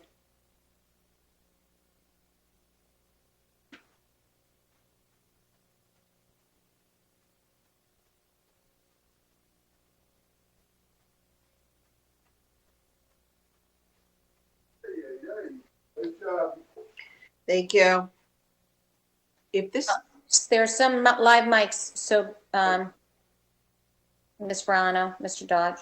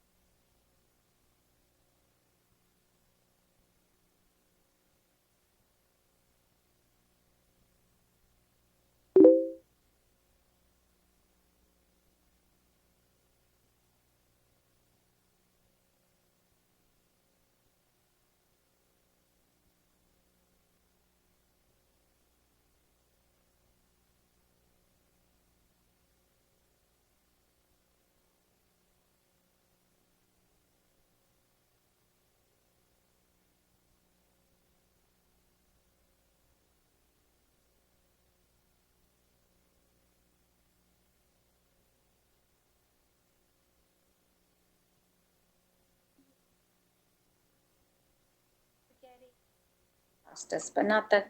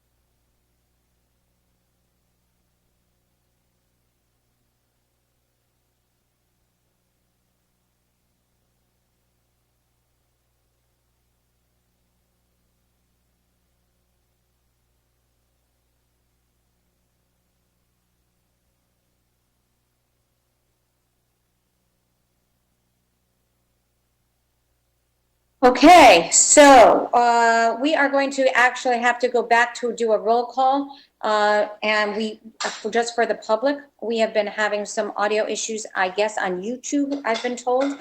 And if you are having problems on YouTube, you might not hear me, so I don't know. But go to WHCTV Comcast Channel 5 and Frontier Channel 6098, or hopefully the YouTube will be resolved. So I apologize for that. But we are going to go to the roll call vote. Well, I think we were asked, were there any other questions for Mr. Phillips, Attorney Verano, or Mr. McGovern on this, in maintenance or easement? I don't see any. So we're going to go to a roll call, but before we go to the roll call, I just want to thank all of you for that. We've been at this for a long time, the Trout Brook Trail, and resolving issues, not only with building it out, but also issues in maintenance. And I want to thank you all for your continued efforts and your support for this linear park that is a big resource to our community. So thank you very, very much. With that, we will go to a roll call. Ms. Lebrou. Ms. Blanks. Yes. Ms. Cantor. Mr. Davidoff. Yes. Ms. Fay. Yes. Mr. Gold. Yes. Ms. Kerrigan. Yes. Mr. Sweeney. Yes. Mr. Winograd. Yes. And Mr. Williams. Yes. It's unanimous. Thank you. Well, I guess that's our roll call. So we have that. And Ms. Kerrigan, I'm going to go back to you for adoption of consent calendar. We left that item open for your vote because I don't think we could get you off mute. So if you are supportive. I apologize. Yes. Thank you. Okay. Thank you. Sorry. That's okay. With that, we will go to 6, new business. This is a resolution. Yes, Mr. Dodge. I apologize. The town clerk, now that Ms. Kerrigan has cast her vote, needs to announce the tally on the consent calendar. Adoption of consent calendar. That was 9-0, unanimous. Thank you, Ms. Lebrou. Thank you. I think you said that was 9 unanimous on the easement too, right? Yes, that's correct. Yes. Thank you. Now on to new business, resolution setting town council meeting dates for July 14th, 2020 and August 12th, 2020. I make a motion to adopt. And if I think we will, I will adopt unless I see an objection. Unless Mr. Dodge yells at me. Madam Mayor, because this is a resolution, I would recommend taking this vote by roll. Okay, thank you. Ms. Lebrou, roll call, please. Ms. Blanks. Yes. Ms. Cantor. Yes. Mr. Davidoff. Yes. Ms. Fay. Yes. Mr. Gold. Yes. Ms. Kerrigan. Yes. Mr. Sweeney. Yes. Mr. Winograd. Yes. And Mr. Williams. Yes. It's 9-0 unanimous. Thank you. Thank you, Ms. Lebrou. This is on a resolution calling on the state to expand voting options. I would like to make a motion that we refer this resolution to the Special Advisory Committee on Social and Community Recovery for their June 1st meeting at 6 p.m. This is an important issue that deserves further consideration, including input from our staff experts and the public. And I just wanted to be clear that in Connecticut, there is currently no mechanism to obtain an absentee ballot from the fear of being exposed to a pandemic or virus, and Connecticut is an outlier. 2/3 of states have no excuse absentee voting. And I think some people are concerned that this resolution is a binding resolution. It is not. It doesn't change anything. It is urging action that affects the health and well-being of electors and our residents, but that will be discussed in length at the advisory special advisory committee meeting. There was some confusion on that, I think. So I just want to make that motion to refer. And Mr. Dodge, should I do a roll call on this, or would this be by? Yes, Madam Mayor, if there's no, nobody else who wishes to speak on it, then I would recommend. Mr. Williams. Mr. Williams. Thank you, Madam Mayor. We've all received correspondence from Corporation Counsel that it's inappropriate to discuss the merits of this resolution at this time. I'll respect that opinion. I would oppose this because I think that it's outside the purview of this body as we are dealing with the COVID crisis. And so I do not support our committee spending time with this issue, particularly as it It's 8 o'clock. addresses voting outside of times of pandemic. Thank you.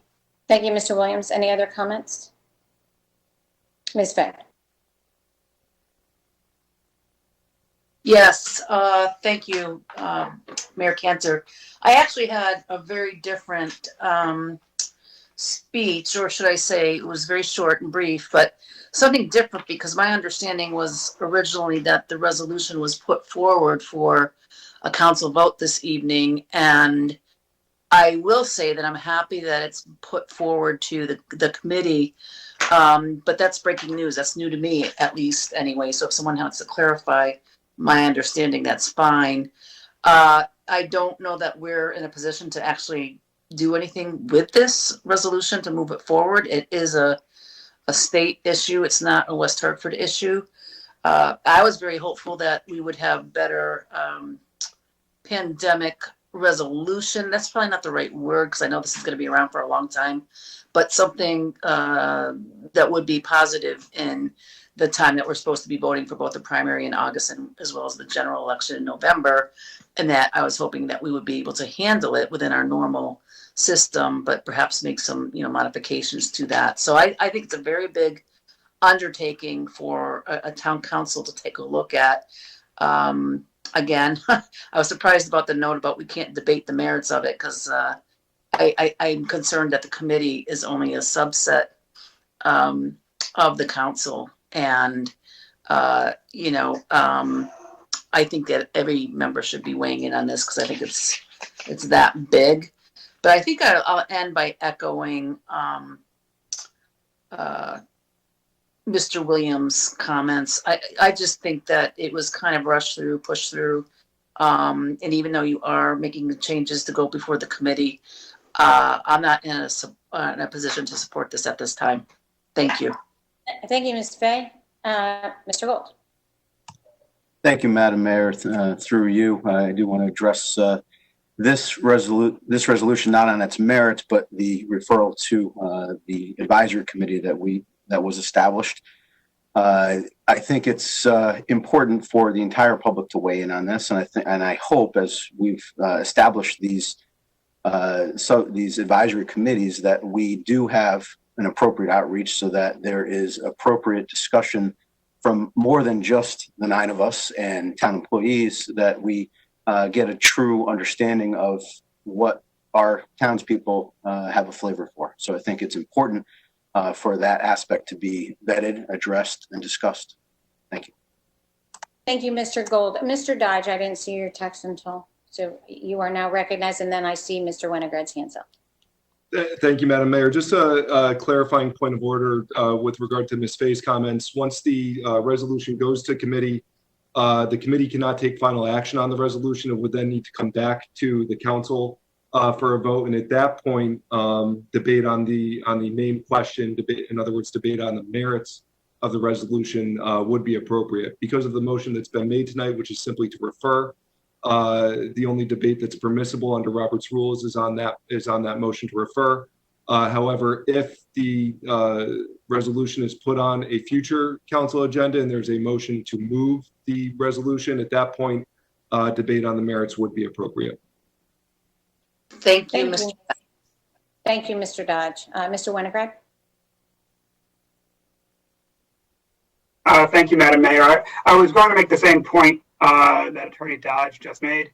that in fact this is a resolution to allow for the public comment that is being asked for. So I would assume we'll have unanimous support for the idea of the public being able to weigh in if in fact it's brought forward at a subsequent council meeting.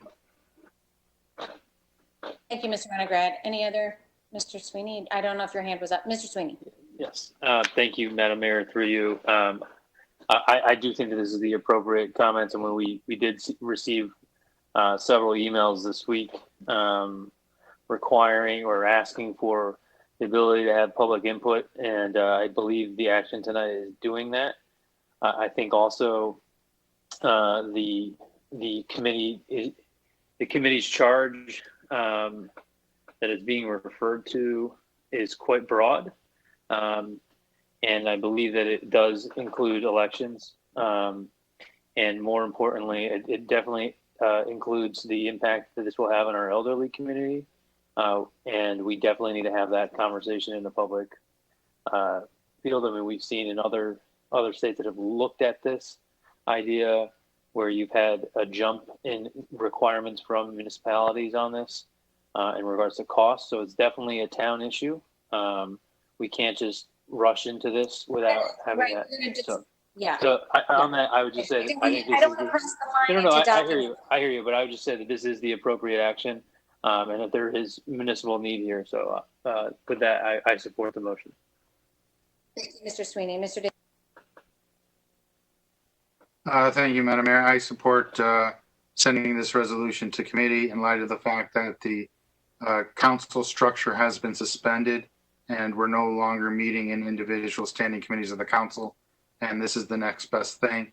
So I would encourage anybody who would like to partake in the discussion, they can continue to email us to the town clerk and we can get all this commentary. But I do believe this evening that the right course of action this evening is to refer it to the only legislative way we have of gaining resident input, and it furthers the open and transparent government. Thank you, Madam Mayor.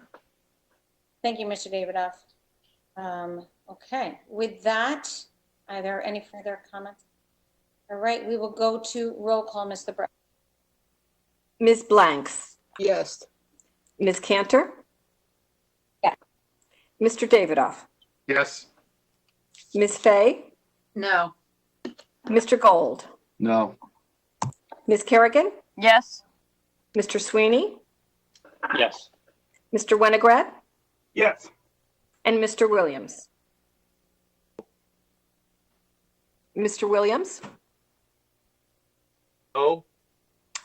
could you repeat that, please? No. Thank you. That's 6-3 in favor. Thank you. Thank you, Ms. LeBron. Next is 6C, resolution appropriating $5,000 in the fiscal year 2019-2020 general fund budget for West Hartford Community Interactive to assist in broadcasting of televised virtual meetings and public hearings. I make a motion that we adopt, and we will do a roll call. Mr. Dodge, right? We will do a roll call. I just want to thank WHCTV and the tremendous work they are doing to cover all of the meetings that we have now streaming. So thank you, thank you, thank you. Are there any other? Mr. Dodge. Just to clarify the reason that we're proceeding on the resolutions in this manner.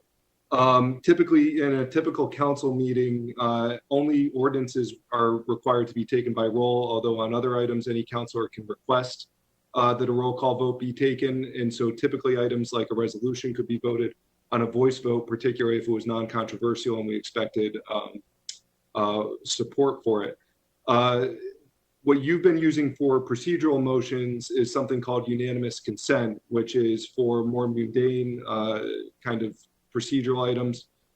We can move forward without objection. But I think on resolutions, it's best to do a roll call vote. Obviously, we cannot do a voice vote virtually because it would be impossible to separate the yays from the nays with WebEx. And so that's why we've been using a roll call vote for the resolutions, even when we anticipate that there will likely be unanimous support for them. Thank you, Mr. Dodge. I appreciate the explanation. I know the public does too. Any comments on this resolution? All right, Ms. Blank. Thank you, through you, Madam Mayor. I just want to make it known that I will be supporting this resolution. I think Jennifer and her staff does a fantastic job in terms of not broadcasting our meetings, but just are good about being able to do so it's transparent to our community, which is so important to everyone, especially those who may not have access to smart devices. So I just want to say kudos because it's just important and sometimes we take these small things for granted. Thank you, Ms. Blanks. Mr. Hart? Thank you, Mayor. Matt Hart, Town Manager. The purpose of the resolution, I know it's relatively straightforward, is to provide us with some additional redundancy to assist with covering these meetings. And I would also like to thank Jerida Reinheimer from my office, as well as Essie LeBreau, Town Clerk, for working with Ms. Evans and others to cover the meetings. We are training additional staff, particularly in planning and community development, to assist with our public meetings as well. But having this additional staff assistance would be very helpful. And I also wanted to thank Ms. LeBreau for identifying the potential source of funding to cover the cost. Thank you very much, Mr. Hart. Any other comments?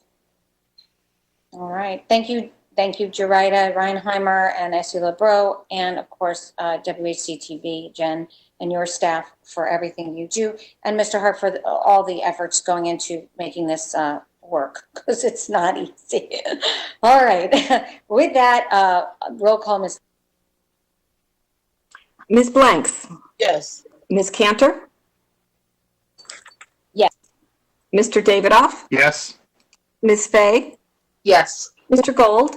Yes. Ms. Kerrigan? Yes. Mr. Sweeney? Yes. Mr. Winograd?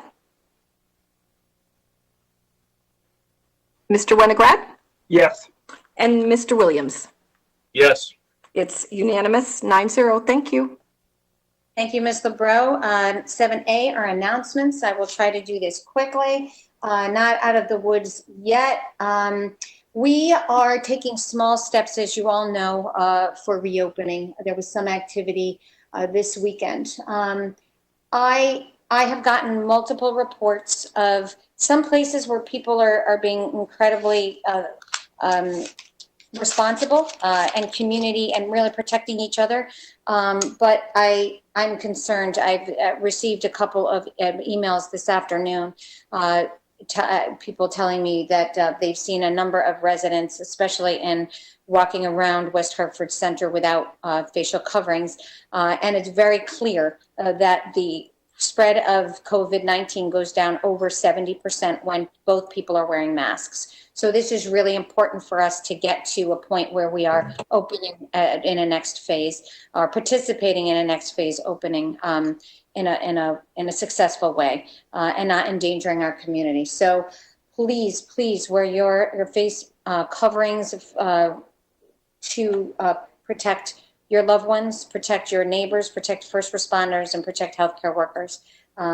It's important. Dog post winners. Congratulations to Meg Springer, grade 1, and Evelyn Rader, grade 4, for their winning entries in the Town Clerk's Dog License Poster Contest. They worked in collaboration with the library and sponsored a poster contest from grades K-5 to publicize the importance of licensing your family dog in the month of June.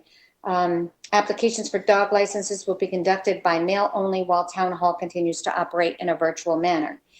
Eat Local, Win Local continues through May 31st. Order food from 2 fabulous West Hartford residents and submit the receipts to Eat Local, Win Local at westhartfordct.gov for a chance to win a $25 restaurant gift certificate. 4 winners are scheduled each week. The campaign is aimed at supporting our restaurants while they are operating at a reduced capacity. Song for West Hartford. The challenge is to write and perform an original song. Entrants will be eligible for a grand prize of $500. Your entry will be judged on how well your song evokes the town of West Hartford Connecticut, a spectacular award-winning town. For more information, go to https://bit.ly/Song for West Hartford. I'm sure that's on our website. You can find it. Celebrate West Hartford. It will not be celebrated in the same way, but you can celebrate it by doing a fund run, which is Fund Little D Run. The committee will be holding a fundraising event in lieu of the annual festival and road races, which were canceled due to COVID-19. The motto of the first ever Celebrate Fund Run is Run Apart, Give Together. The event will be held June 5th through 8th. For a $20 registration fee, you will receive a t-shirt, and you may run or walk any distance, anywhere, appropriately distanced apart, of course, and post the stats of your workout online to a centralized list. The committee hopes to have 2,020 people registered and walking or running in the streets and trails of West Hartford. Proceeds for this special event will directly serve West Hartford residents through the Town That Cares and the Leisure Services Scholarship Fund. And so for more information, go to celebratewesthartford.com. Are there any other announcements? All right. If not, I move that we adjourn the public portion of this meeting. Madam Mayor, Sorry. I had one quick announcement, Madam Mayor. Well, I didn't see. I'm sorry. I had my hand over my head too. I just wanted to make an announcement. I wanted to wish Mr. Davidoff a happy birthday and hope he had a great day. Thank you, Mr. Davidoff. Happy birthday. I had that on my front page and I didn't say it. I apologize. I did text you and call you, but whatever. Okay, thank you. Happy birthday to Mr. Davidoff. And we won't sing for you because it sounds really bad on WebEx. So, all right, and many more. Thank you. All right, but we're not over yet. We can wish him another time too. We can wish him an executive session as well. I move that we adjourn the public portion of the meeting and enter into executive session in accordance with section 1200G of the general statutes to discuss strategy and negotiations with respect to pending litigation. And so we will go back into roll call and, go back into executive session and then we'll have to come back and do a roll call and resume and close the public meeting. Thank you. So, yes, Mr. Dodge. Madam Mayor, because we're going to be going on to a separate WebEx meeting for this and there won't be any action required after this executive session, what you could do would be to make a motion to adjourn now, vote on that along with the motion to go in. And also just a couple points of clarification on going into executive session. It's 1-206, not that 1-200G. I apologize for that. And I do not think that the FOI Commission would agree that Mr. Davidoff's birthday was an appropriate subject for executive session, so we will have to stick to the pending litigation. That's okay. Sorry about that. All right, so we will actually, with the public portion of the meeting, I make a motion to adjourn the public portion of the meeting with no objection. That motion will be accepted, and then we will go into executive session. Any objections? All right, so that is approved, and we will go into executive session. We all have received a separate webinar, so we're going to X out of this meeting and call into the